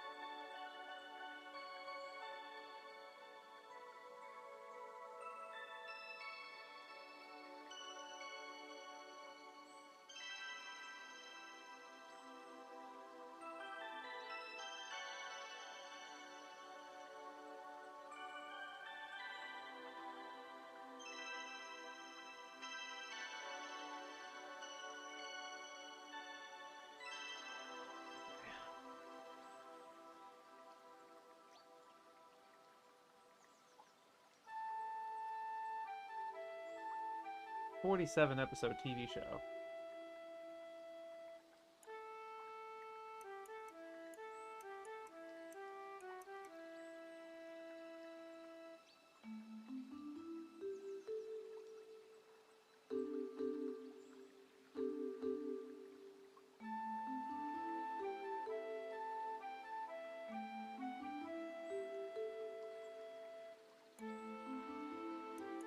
Okay.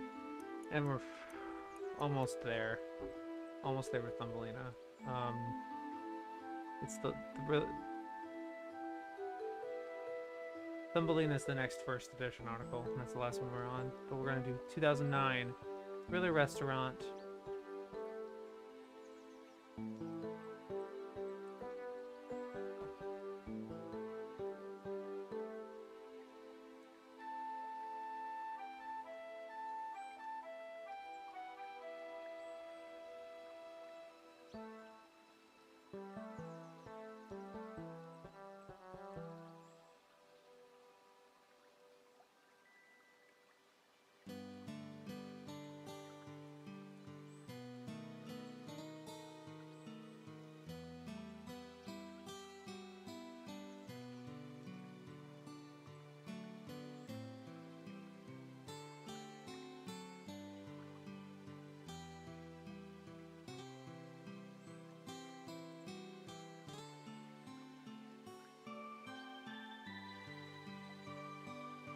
Okay, some info, but not much else. That's fine. Thumbelina.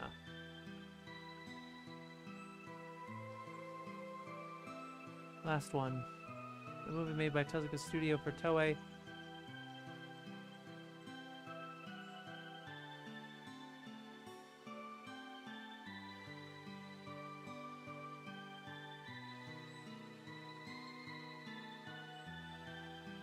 It's utterly charming.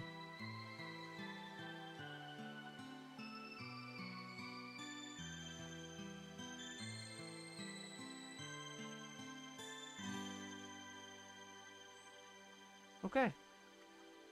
Positive on Thumbelina movie. Thumbelina movie. It's utterly charming. And let me check the first edition.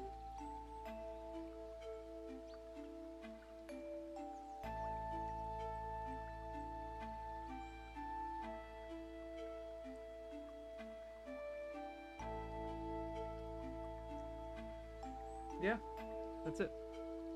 A 1978 movie, I should say.